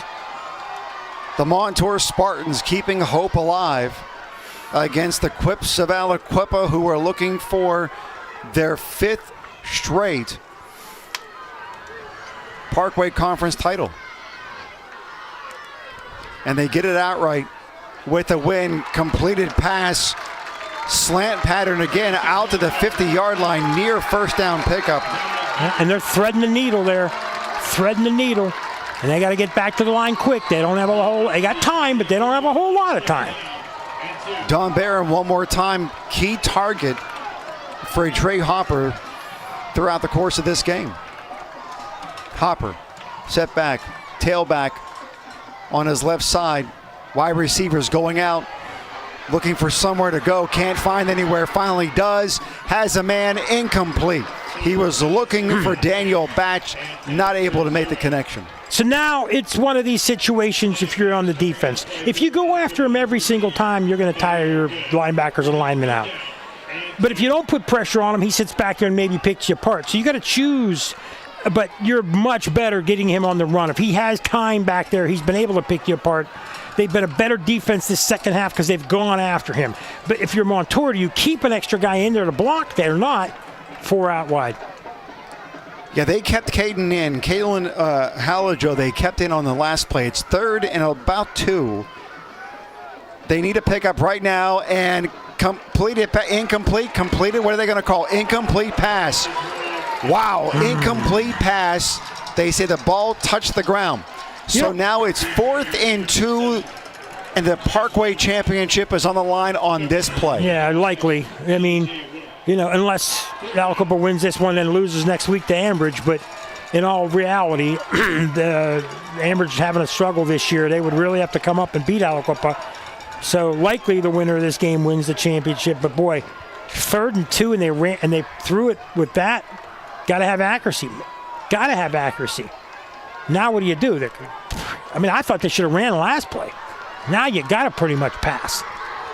3 wide receivers near side, 1 to the top. Takes it. They're not running. They're throwing. Out to Caden. Caden has the first down out to the 45-yard line near the 40. First down pickup for Montour. And not that I'm an offensive coordinator, but I saw that a mile away. He was to his left. There was only one guy out to the left side. That was the receiver and the DB. There was nobody from Quip even near there. He ran out to the flat. Nobody from Quip even flashed out that way. All he had to do was catch the ball. He caught it. Not only did he get the first down, he got a lot more. Keeps it alive. 118 goes out of bounds, and they got the ball now at the 40-yard line. A fresh set of downs. Boy, that was a perfectly designed play. All he had to do was catch the ball. That was the only mistake, really, Quip has made this half, except for the fumble. That was a gutsy call because Yes, there it was was pressure coming in. He had to throw it over the defender, a little bit of a loop there, and able to make that connection. Man in motion, hands it off. Caden has it up close to the 36-yard line. Pickup of about 3. They're going to call it at the 37. And that's not all that bad because, you try to fool them on first down. You're going to have to throw to win. There's no doubt. Now is when you want to start thinking about going long and beating Quip again. We're under a minute now to go in the fourth quarter. I'm not sure if they're right to that point yet. Got to get a first down. 3 wide near side. Snap back to pass. Looking. Doesn't have anybody, decides to tuck it a little bit and then get out of bounds and then slips and slides, falls on his backside. Here comes a penalty from the referee at the 45-yard line midfield. Throws a penalty all the way over to the sideline. I wonder if that's against the bench. Oh, you got somebody hurt because we got people. Yeah. There's somebody from Aliquippa waving the training staff to come over from Montour, and they're coming over right now. When he slid, his feet went out from underneath him, and he may have fallen back and hit his head. Let's see what Tank says here. No, actually, he's up and going around. So Trey Hopper up under his own power. The training staff is walking back away from him. They've not gone to him, so it looks as though he's going to be able to stay in the game. And don't forget, he didn't go head on. He turned his body. When you turn your body, sometimes you get into the ribs, you get hit in the side. Wow, that's going to go against They just called a 15-yard penalty against Aliquippa. Automatic first down. And because the training staff, even though they came out, did not go and see Trey Hopper, he stays in the game. He continues to play. 43 seconds to go, another first down. It's going to come down to the nitty-gritty here. They need 20 yards and an extra point. Now you got to think, what happens if they score? Do they go for 2? And how 20 yards to go. How important was that missed kick?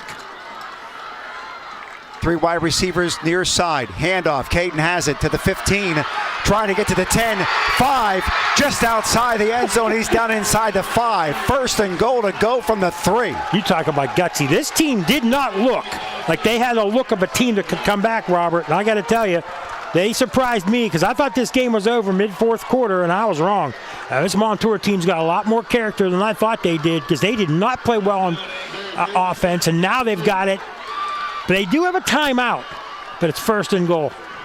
First and goal at the 2. Far hash mark. 37 seconds left. They have a timeout. Plenty of time. They wouldn't even necessarily need it considering how close they are right now. Inside handoff. Close to the end zone. Is he in? The officials haven't called it yet. Touchdown, Montour. 35-34, Aliquippa. And now what? Extra point to come. Now do you go for it right here if you're Lucero and say, do we have a play we can draw up and win this game right now? Or do we kick it and risk against overtime against this team we have not been able to stop? It looks as though they're talking this over. Who scored that? Was that Halaccio? Yes, it was. So they're bringing the entire team over to talk this over. Will they decide to go for 2? Timeout officially has been called by Montour. You know, I mean, this has been a fantastic game. I mean, we've had a couple of them now, more than a few. I mean, who's picking the games? Me and you. So Frank, too, of course, helping us. But think about last week. Jug game. A lot of people didn't think it would be that good. Turned out to be a really good game. It was a good game. We've had good games. We saw Central Valley Beaver was good. That was a great game, Most of our games have been good. We've had a couple of games that weren't as good, but we've had competitive games. And I think this year on Beaver County football, we've had a really good year. And this, we've chosen some games over others, but this game by far the best game on the schedule, and it's really lived up. Because a lot of times these top team games don't live up. And one team blows another team out of mistakes. But both teams have made mistakes. Both teams have had penalties go against them. Both teams have had a couple injuries. Both teams have come back from near disaster type stuff. And look at Montour. Again, punt, fumble, punt, interception, turnover on downs. It takes them to the last possession to get a touchdown. And now they're determining what are they going to do here. They're in this spot in large part because of that fourth down defensive stop that they made. They are going to go for it here. They're trailing by 1, 31 seconds to go. This is the 2-point conversion attempt. And now Aliquippa wanted to see what they're going to come out of. They still might not go for 2. They come out in a formation. Aliquippa says, "Okay, let's think about this and let's make sure we got our grounds covered. Are we going to cover? We got a guy coming out of the backfield. We're going to cover that play. Are we going to cover the end of the end zone? A little toss pass. Are we going to cover something? A quarterback sneak up the middle. There's a lot of things they can do here, Robert. So you got to have it all. You got to have your guys knowing their assignments, and that's why they call this timeout. You got them. No sense in going to the locker room with a loss with a timeout in your pocket. So this is what high school football is about. And this is why I believe Quip should be in 4A. I know the numbers dictate 1A or 2A, but those games would be no fun. If you're playing games like this 2 or 3, 4 times a year, that's fantastic. And that's why you get all these people together. And you can have the memories and talk about it forever. And I'll give Lucero and his staff credit. Go for it here. Go for the win. Because if you go in overtime against this Quip team, you might not have enough juice left. And you might not be able to win.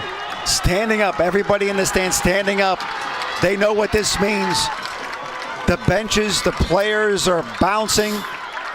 The 2-point conversion attempt right now. Hopper with the snap. Back to pass. Looking for somewhere to go. Does he have someone? Yes! The 2-point conversion's good. They go up 36-35.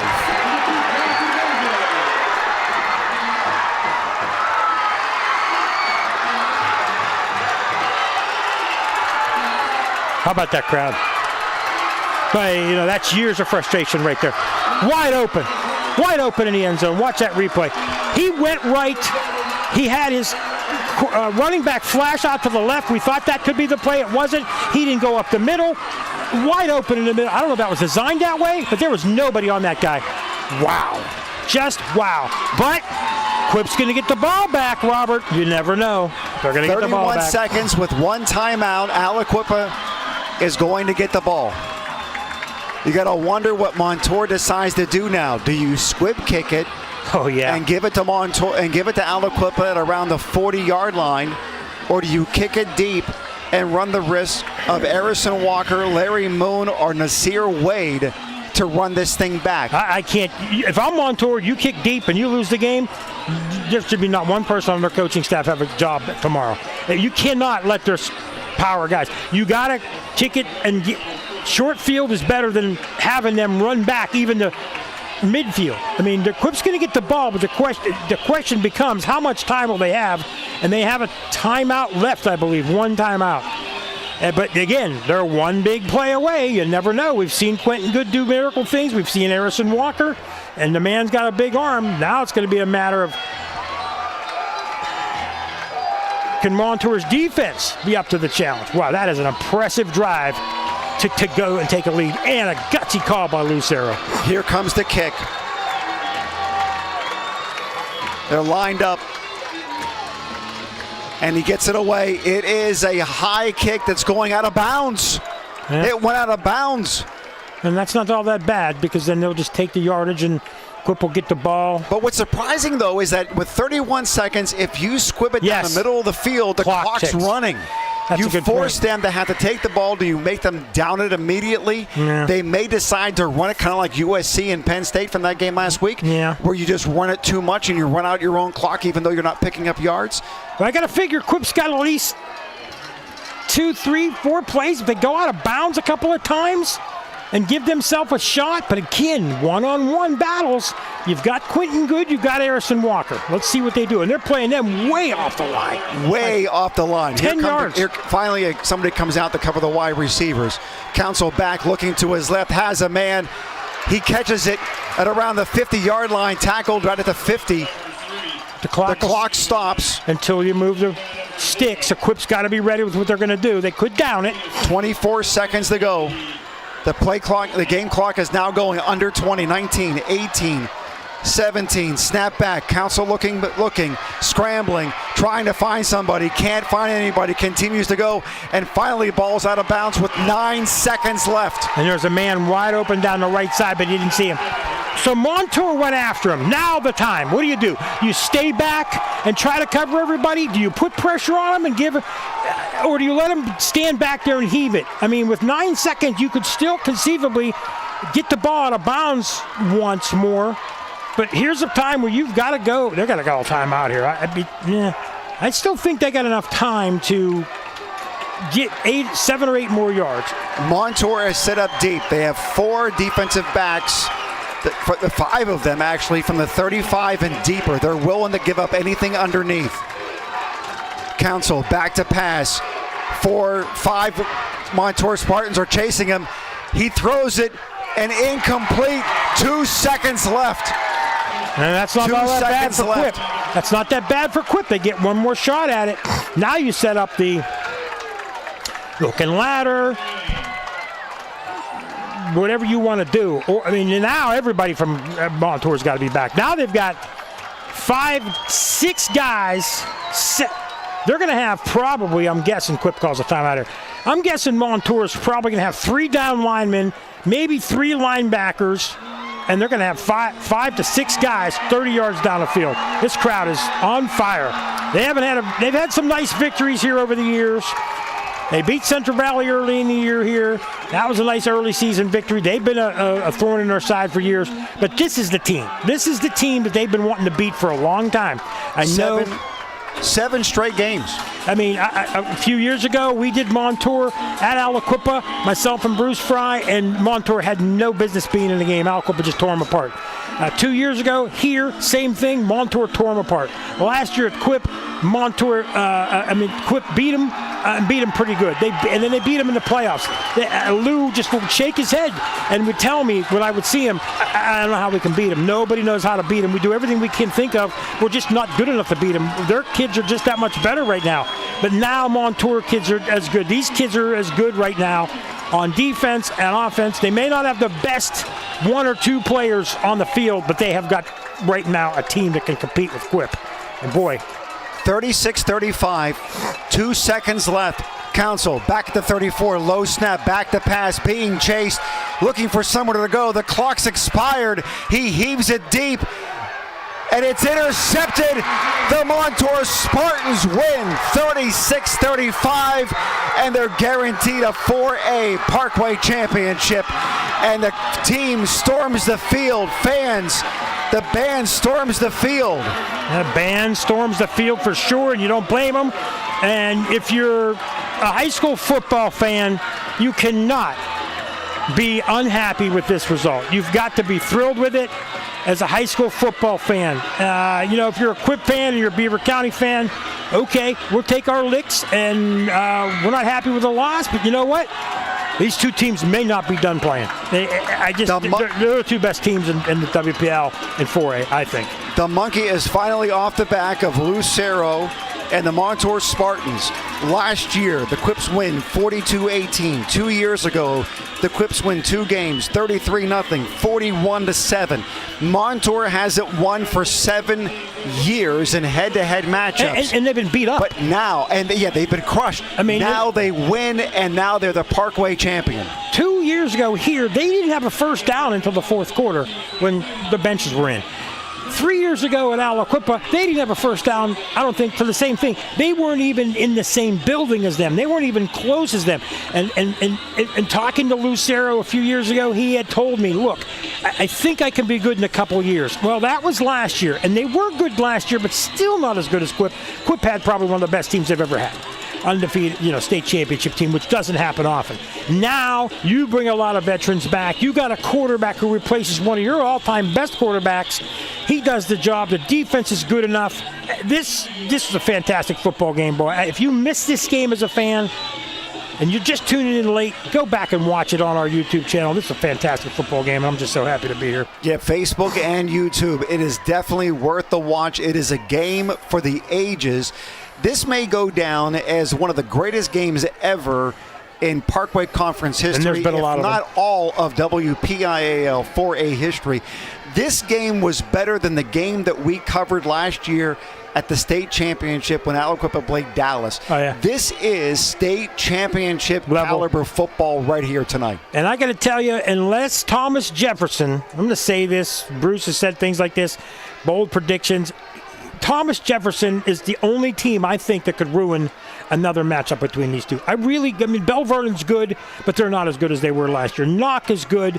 I don't think they're as good as these two teams. There's other good teams but the best three teams are these two and Thomas Jefferson, and somewhere, somehow, one of these two teams is going to have to beat TJ, and I think it's going to be those three teams. There could be upsets, but these teams are that good. Montour ran the ball early on them. Montour threw the ball early on them. Aliquippa made adjustments, played great defense, went after them. They played great offense. This was just a great high school football game. I know the people in Aliquippa don't want to hear this because they're used to winning a lot of games, but those kids should be proud because they were down early, and a lot of teams on the road and a big crowd would crumble, and Quip didn't crumble. Quip came ready to play, and they just didn't have enough. What people need to keep in mind, too, is that this Montour team undefeated coming in, and they've played dominant football all season long. When they played Central Valley, they beat them. Moon, Trinity, Knock, Mars, Blackhawk, Newcastle, Ambridge. And when you look at the way the team at Montour has matched up against Aliquippa on comparable games, how about this? Aliquippa beat Mars 42-17. Montour beat them 34-14. They beat Blackhawk, Aliquippa 48-13. Montour won 49-8. Okay. Newcastle, Aliquippa beats them 62-21. Montour beats them 51-6. This is a really great football team in Montour. Yeah. You never hold your head down low when you lose to an amazingly good football team, and that's what happened tonight. I've been doing this for 25 years. I've seen some really good games. I've seen some good championship games. I've seen some good state games in all levels, and we've seen a lot of really good football coming out of Beaver County. 2 years ago, the Central Valley game, it was good to the half, and then the second half wasn't as good. Montour played Central Valley in the WPL semifinals maybe 10 years ago. Probably one of the best games I thought I ever saw at the time. I've seen the great Woodland Hills teams with Steve Breston play in great games. I saw a lot of great games. This, to me, is one of my top five. It's hard for me to rank them, but on the road, the Quips get punched in the mouth a couple of times early, and they come back, not only in that first half, the first quarter, and they come back and they punch Montour in the mouth. And Montour was almost out of this game. Again, remember, punt. Other than the turnover, Aliquippa dominates them. Then fumble, punt, interception, turnover. They turned the ball over 2 times, and Aliquippa took advantage of those, and still this team's dead in the water, and they come back with, 2 minutes to go? I think Quip got a little bit tired. You got some guys that didn't play as much last year. And I said this before the game, and I told other people this. Quip is really good, but it's really hard to be as good as a 16-0 state championship team. And everybody expects that from these kids, and the pressure is on. They're a really good team, and they can win the WPL title again, and maybe the states again, but they're just not as good on defense. They're not as dominant because they got a lot of younger players and guys doing what they can. But, boy, I wouldn't hold my head down if I was a Quip team because this is going to fire them up. Montour's defense, as compared to Aliquippa's defense, Montour's only been giving up 9.5 points per game. Aliquippa, it isn't as though they're a slouch, but they're giving up 14 points per game. But Aliquippa has shown more vulnerability. Yes. When you see the Montour matchups across the board, the closest game was the 14-7 victory over Trinity, and then it was 13-0 against Moon. But everybody else, it's 10 points, 20 points, 30, 40, 50 points. Aliquippa, however, when you see the loss of 21-13 to Penn Hills, and then the West Allegheny game, 19-7, there are many people, including us, that thought that game would be the wake-up call for Aliquippa. But it didn't turn out to be that this time. They came up just... And here's the thing that's important, too. It's one play short. Right, and now think about this. They're one play short, and they played without their best player for a lot of the second half. Would this game have been different if Tyke Hayes was in there for most of the second half? He was nursing a bad ankle. He was nursing a hamstring before. We debated about the fact that they keep him out because he was hurting? He was limping. Tank said he limped off the field. As a coach, do you want to win this game in this section bad enough? Is that streak of winning Parkway games that important, or is it more important to heal him up? If I'm them, I don't even touch him against Ambridge. Win or lose, they're making the playoffs. Who cares? Right. They're good enough to beat everybody in 4A except them and TJ now as it is, and they might still be able to beat them. Hold him out, let him rest for another 2 weeks, have him come back strong for the playoffs. That's my opinion. And now, I don't know if they'll think that way, but I think they might have because he limped off 2 or 3 times and wasn't as effective in that second half. Yeah, he came in for a 4th down play in order to get that first down, and as soon as he did that, he went and skipped himself back off the field again. Yeah. It was smart to keep him back. And you make a good point about what matters most is what happens in the playoffs. And speaking of which, this is not the matchup that ultimately matters. Right. Because if Montour and Aliquippa come together again, and it looks as though they're going to be a 1-2, probably, and they should be 1-2, I can't imagine TJ jumping and taking over the 2 spot from Probably not. Aliquippa. TJ's good, but, and that's going to be a little bit of controversy either way. If you put TJ 2, then you got to put Quip 3. Or if you put Quip 2, then you put TJ 3. That's if Montour beats West Allegheny. Now, if Montour loses to West Allegheny, then you got a toss-up, and you probably then got to put TJ first. Right. If they're undefeated, and then you can't put an Aliquippa with 2 losses, then you got to determine, well, Montour beat Aliquippa, then they got to be 2 and 3. But then... But what's no matter interesting what you is do, that if there is a similar pattern here that there was in 2022, where there's a second matchup, the second matchup is the one that matters. Oh, yeah. There's no because doubt it'll about be for more than likely a WPIAL title. It'll be for the ability to go into the state playoffs and then play potentially for a state championship. So if you're going to win one, you don't want it to be this one.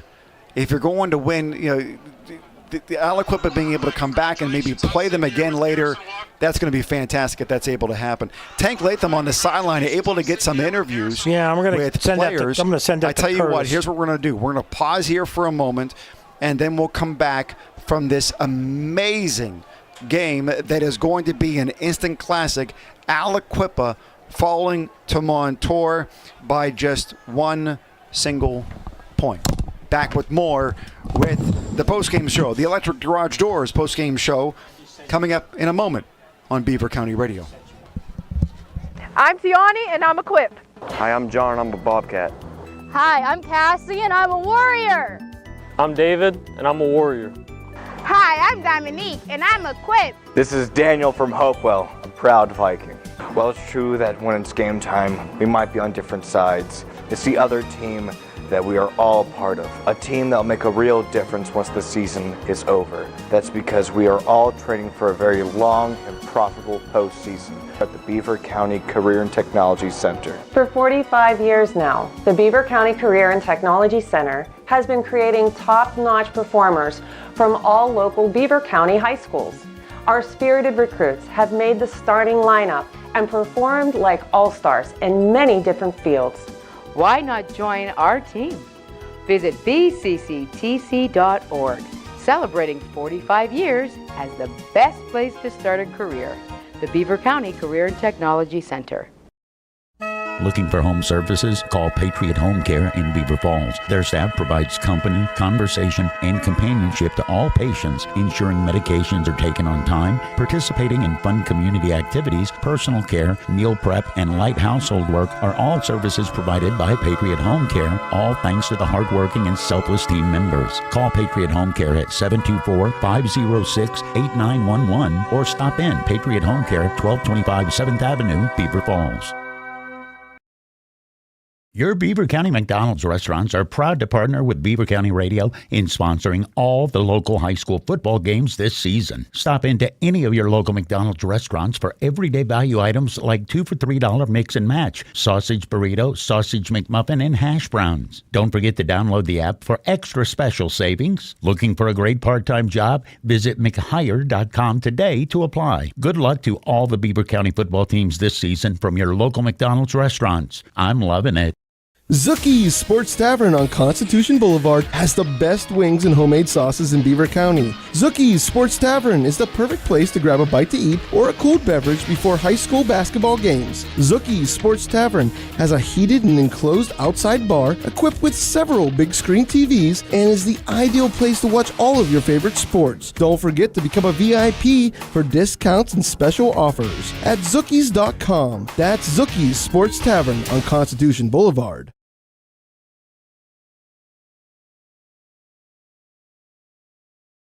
Getting into the lineup and making the team is easy at Freedom United Federal Credit Union.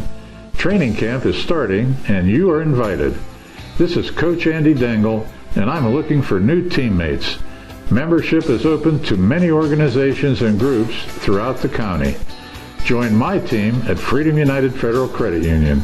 Details and applications are available now.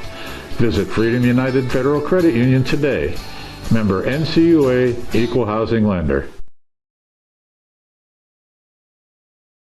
Listening to live sports on the radio in Beaver County is a tradition. This is Craig Fontana from Moon Township Ford, and I ought to know. My dad, Bill Fontana, has called games for over 50 years. Beaver County people know a good call when they hear one, and the best call you can make is to buy your next new or used vehicle at Moon Township Ford. Click moontownshipford.net or visit Moon Township Ford on University Boulevard. Falcone's Moon Township Ford, where friends send friends. It might be time to repair or replace that old garage door. Call on Robin and her team of expert installers at Electric Garage Door Sales in Monaca. Dial 724-774-3200 and your door will work like a charm. Featuring CHI quality garage doors, LiftMaster garage door openers, and over 50 years experience, Robin and her team will get it done right. Electric Garage Door Sales. Give them a call at 724-774-3200 or find them online at electricgaragedoorsales.com. You're listening to 2024 high school football coverage on Beaver County Radio from the McGee Heating and Cooling broadcast booth. Tonight's game is being brought to you in part by eXp Realty, the Beaver Falls Municipal Authority, Patriot Home Care, Keystone Wellness, Pride Transportation Group LLC, Forward RX, Electric Garage Door Sales, the YMCA, Dr. C. Timothy Lip, Tri-State McDonald's, I'm loving it, and Beaver County Radio.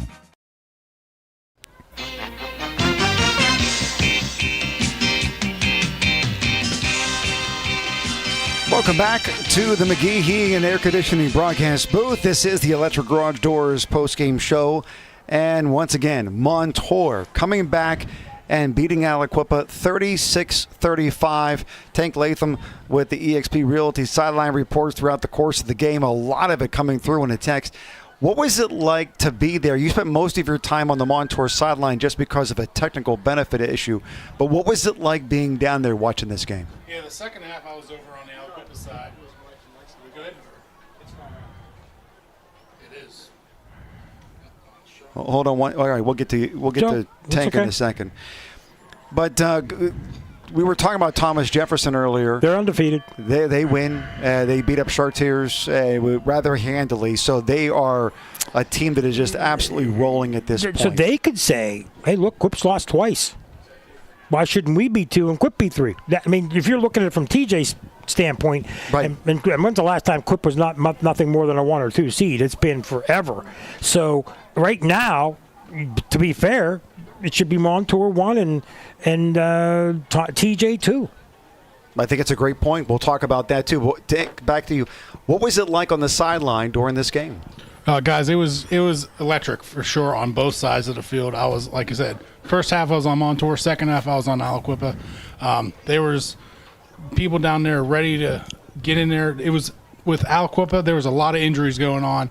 I'm not sure how much you guys can really tell, but it was definitely next man up. Sahir Brooks was playing with a cast the whole game.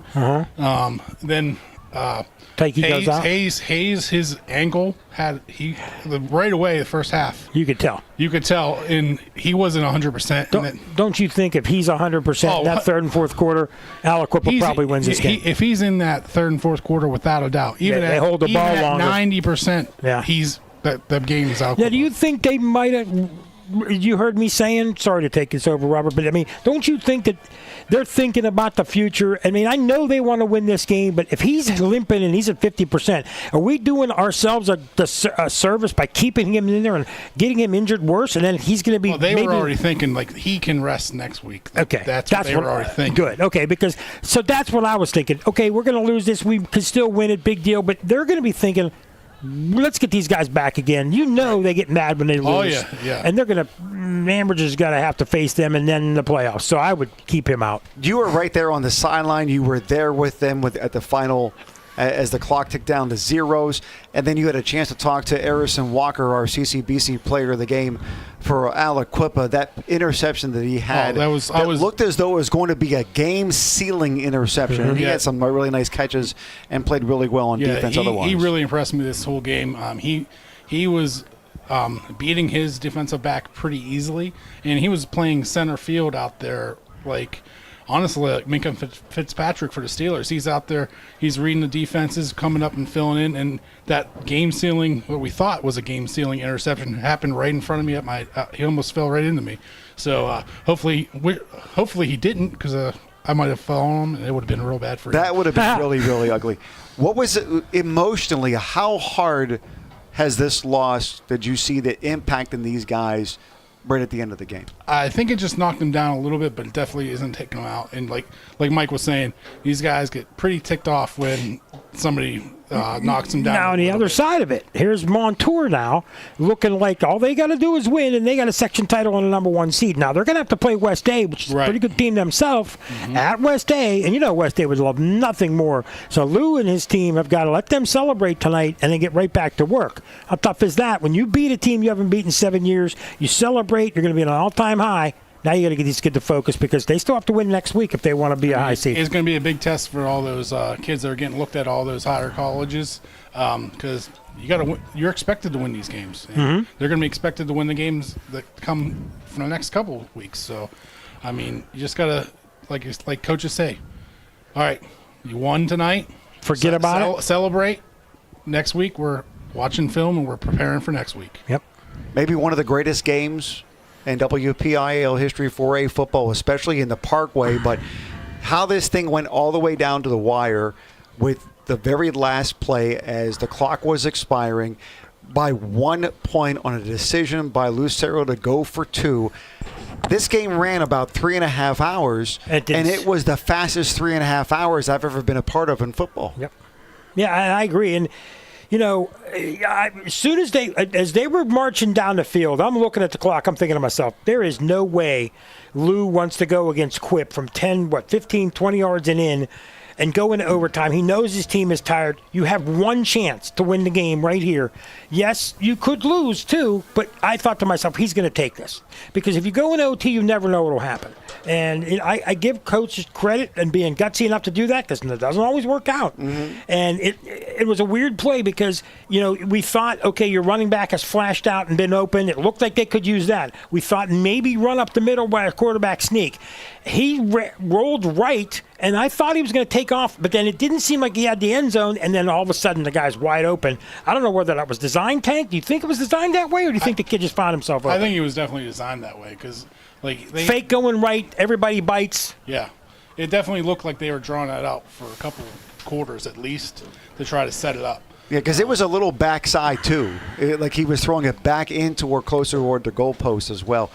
But here's what's interesting. Even though Aliquippa had it with just 31 seconds to go, who didn't believe that Aliquippa could win this game? Right. I mean, and the thing I thought that where Aliquippa made a little mistake was they were trying to go for the home run ball when they had a kicker ready to go. They just really needed to get down to about the 20-yard line and just give the kicker a chance. Yeah, and they just didn't protect him, and they – of course, Montour made the big play on defense, and that becomes the question of do you put pressure on him or not? And then after they sacked him, then they put everybody back. It was a great chess match. I think on the kicking side there were two concerns. One, he just missed an extra point. Two, earlier an extra point was blocked. So even if you could get him within range and he could make the kick, how much confidence do you want to have in having the game ride on a kicker who's not been that great tonight, even though coming in he was 13 of 15 when it comes to at least extra points, not kicking a field goal, not even trying one all season. They were also giving them that underneath stuff though too. But you can never play the whole woulda, shoulda, coulda game. And you could do that all you want. Eat your life. No matter what you do. I mean, I just hope the people of Aliquippa understand that you're going to lose games. There's going to be years when you don't dominate everybody. It's impossible to go 16-0 and win a state every year. Your kids have accomplished more than anybody could ever believe they could, especially in the last 3 years with the titles those kids won. And now you still got some players from them. The defense might not be as good, but it's still one of the best 3 teams in 4A, and you still got a chance to win. I can interject in one quick thing, though. With being on both sides from half to half, it is definitely crazy how many more kids are on the Montour program. It is. Than on the Aliquippa program. And Montour has that depth they can pull from. You're right. All the specialty areas. You're right. But where you got Aliquippa, a lot of those kids are playing. They never come off the field. That's true. But but then on the other hand, again, I'm just playing devil's advocate. I don't want anybody to be mad at me. But if Aliquippa was playing at 1 or 2A, there'd never be a game that would be competitive, and how much fun is that for anybody or anything? No, Aliquippa wants to play up. And they should. They have no complaints about doing so. I just don't think they should be in 5 or 6. Exactly. And win for forever. Exactly. What's interesting about this is the very first Parkway Conference loss since 20. They won 27 in a row. Yep. And Very they could impressive. be on the outside looking in at a Parkway Championship. They were going for 5 in a row since they've got in. And this is the first time they may not be a conference champion, going back at least to 20, maybe years before that too. And I go back to Lou Cerro, and I talked about on the sidelines. I was sitting right here 2 years ago when it was, I don't even know, 35-7 Aliquippa in the fourth quarter with 3 minutes to go. And this young man at quarterback for Aliquippa Council as a freshman came in, and there's like a minute to go in the game, and he threw a 35-yard touchdown. And Aliquippa at that time, they're celebrating like they just won a state championship.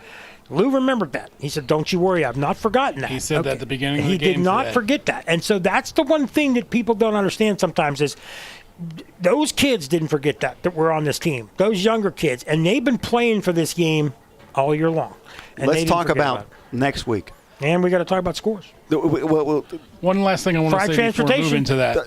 Go ahead. Hayes, even when he was injured on the trainer table over there, he was showing extreme leadership.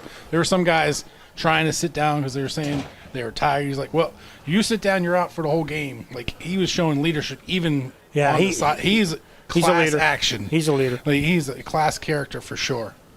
All right, let's do this real first. Quick. Fry Transportation Update Desk. Let's go through scores, and we'll get to that. I need to be able to pull them up, though, first. Okay. That's just some quick things. We'll just a couple of quick burbs on the important ones. Well, give me a second to be able to You're pull the man. it up. We got you. We got confidence in him, don't we think? Is that right? You have confidence. Yeah, I appreciate that. I mean, sometimes. The talk of confidence. He's been a pretty good addition over the last 2 years. Pretty good. Not bad. While he's pulling that up, I'm just going to say, there you go. If I can get the little circle to stop, how about this? Ambridge gets their first conference victory of the season. They beat Newcastle 22-14. Good for them. Newcastle starts off 4-0. They've not won a game since. And you know what, Ambridge, I know that they were hoping for a better year this year, and they're very disappointed they're not a playoff team. Beaver Falls, after watching them with the Jug game last week, and as competitive as they were with New Brighton, losing 31-0 tonight to Riverside. And Riverside solidifying a playoff berth probably with that game. Central Valley 44-20 over Hopewell. Yeah, Central Valley's a playoff team, and they're going to be tough to beat. Cornell had an easy time, 46-14. That should get them into the playoffs. Now, they were a fourth-place team there. They're taking all four. They're taking 4, 4, 4, and 4 in single way, so that should solidify third or fourth for them. I don't want to jinx this team, but you may very well see them play at Acrisure Stadium. Elwood City all over Union, 33-6. They're still undefeated. They're one of nobody other than them in our area undefeated. Right? They're the only one. Mm-hmm. Moon having a difficult time. What a rough year. They drew Upper St. Clair. It's not going to be any easier next week. That section is unbelievable in 5A. They lost 35-7. Tough for them. Western Beaver blanking New Brighton 47-0. And that now gives Riverside the up on New Brighton as far as the playoffs, and New Brighton pretty much has to win next week for any hope to make the playoffs. Next week, Rochester plays Southside. Mm-hmm. They play them at Southside. No. At Rochester. Mm-hmm. Okay. Rochester beats Northgate 38-21. Mm-hmm. The Spartans roll over Southside 27-13. Southside undefeated until they got to the championship game last year. They're good, but not as good. They're a playoff team, but how good are they going to be? And Rochester, after a disastrous first month, has come back to probably, depending on the win next week, they'll be third or fourth in their conference and make the playoffs. All right, and then Mohawk came out victorious as well with their matchup tonight. They took on Freedom and almost doubled them up 48-27. There you go. All right, coming up next week, before we turn things over to the CCBC players of the game. Well, didn't we do it? We did one. What was the other side? We had Hooper there, right? No, we were Hopper. We were talking Caleb Platts. Well, with that drive at the end, though, I think we. So you were making a decision with about 4 minutes to go, and then all of a sudden with that drive, Trey Hopper. Okay. Proved it to you. I picked Hopper anyway, so I'm fine with that. No, I don't have a problem with Hopper either. I mean, he showed himself to be the leader. Right. Remarkable what a first-year starter can do in Trey Hopper with the CCBC player of the game, along with Harrison Walker for Aliquippa. All right, so those are the CCBC players of the game as the Electric Garage Doors post-game show continues. Let's take a look. Next week, we're looking at Beaver and Avonworth, and this is going to be for the 3A championship. Go ahead, Tank. Well, like I said before, when we were there for Beaver the first time, they looked pretty unstoppable.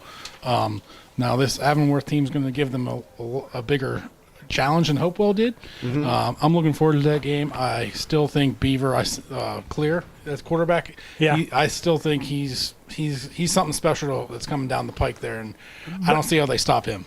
But you know what? If they do win and it's a three-way tie, there are no more.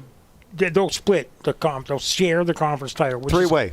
Kind of weird. It'd be nice to win it outright, but that's what it's going to come down to. Three-way shot for it. But then you got to determine how do you seed those teams. I mean, they all beat each other. Paper, rock, scissors. They're three of the best four teams. Amani Christian will probably get to number one, and then you're going to see a team like a Central Valley, a Beaver, or an Avonworth get to four and have to go up against Amani, and then it'll be the other two. That's the clear four best teams. There's nobody else even at that level in that